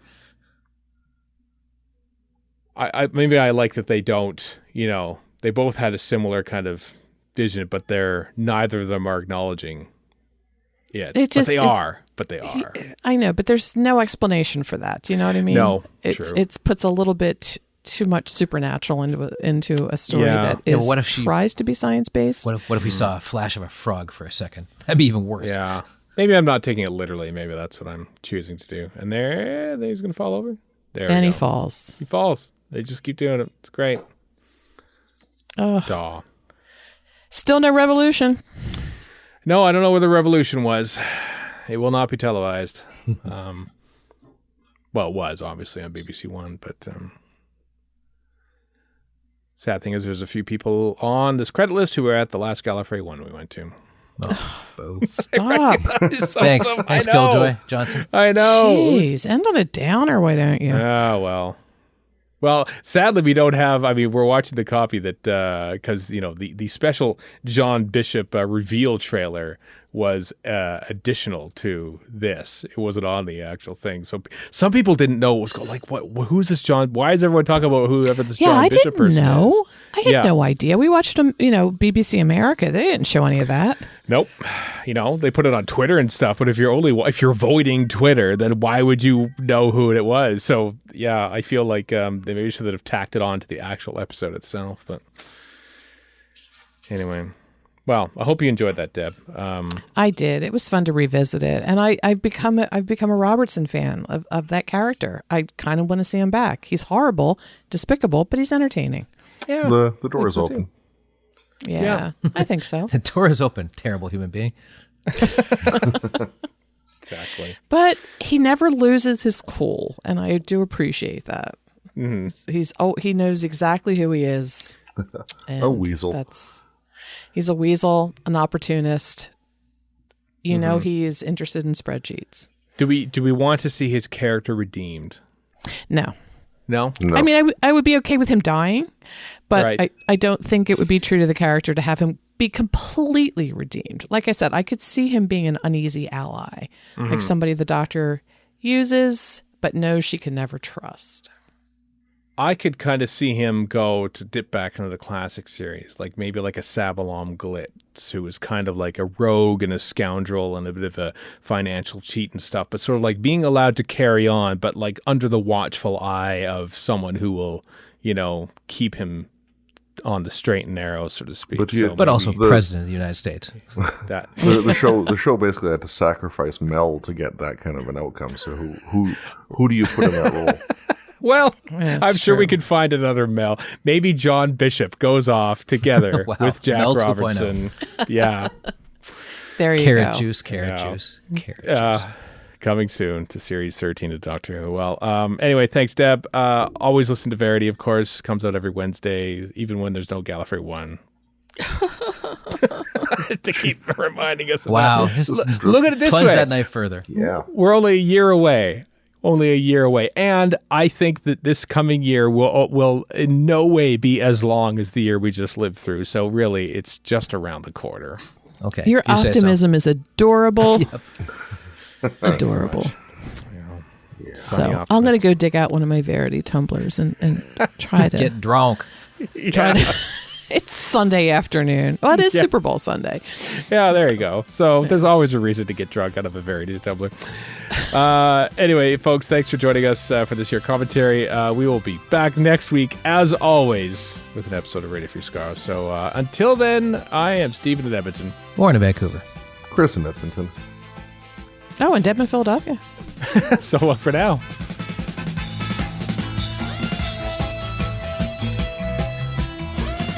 You've been listening to Radio Free Skaro. Find us online at radiofreeskaro.com. Follow us on Twitter and Tumblr at Radio Free Skaro. Subscribe to us on iTunes and donate to the show at patreon.com/Radio Free Skaro. Thank you.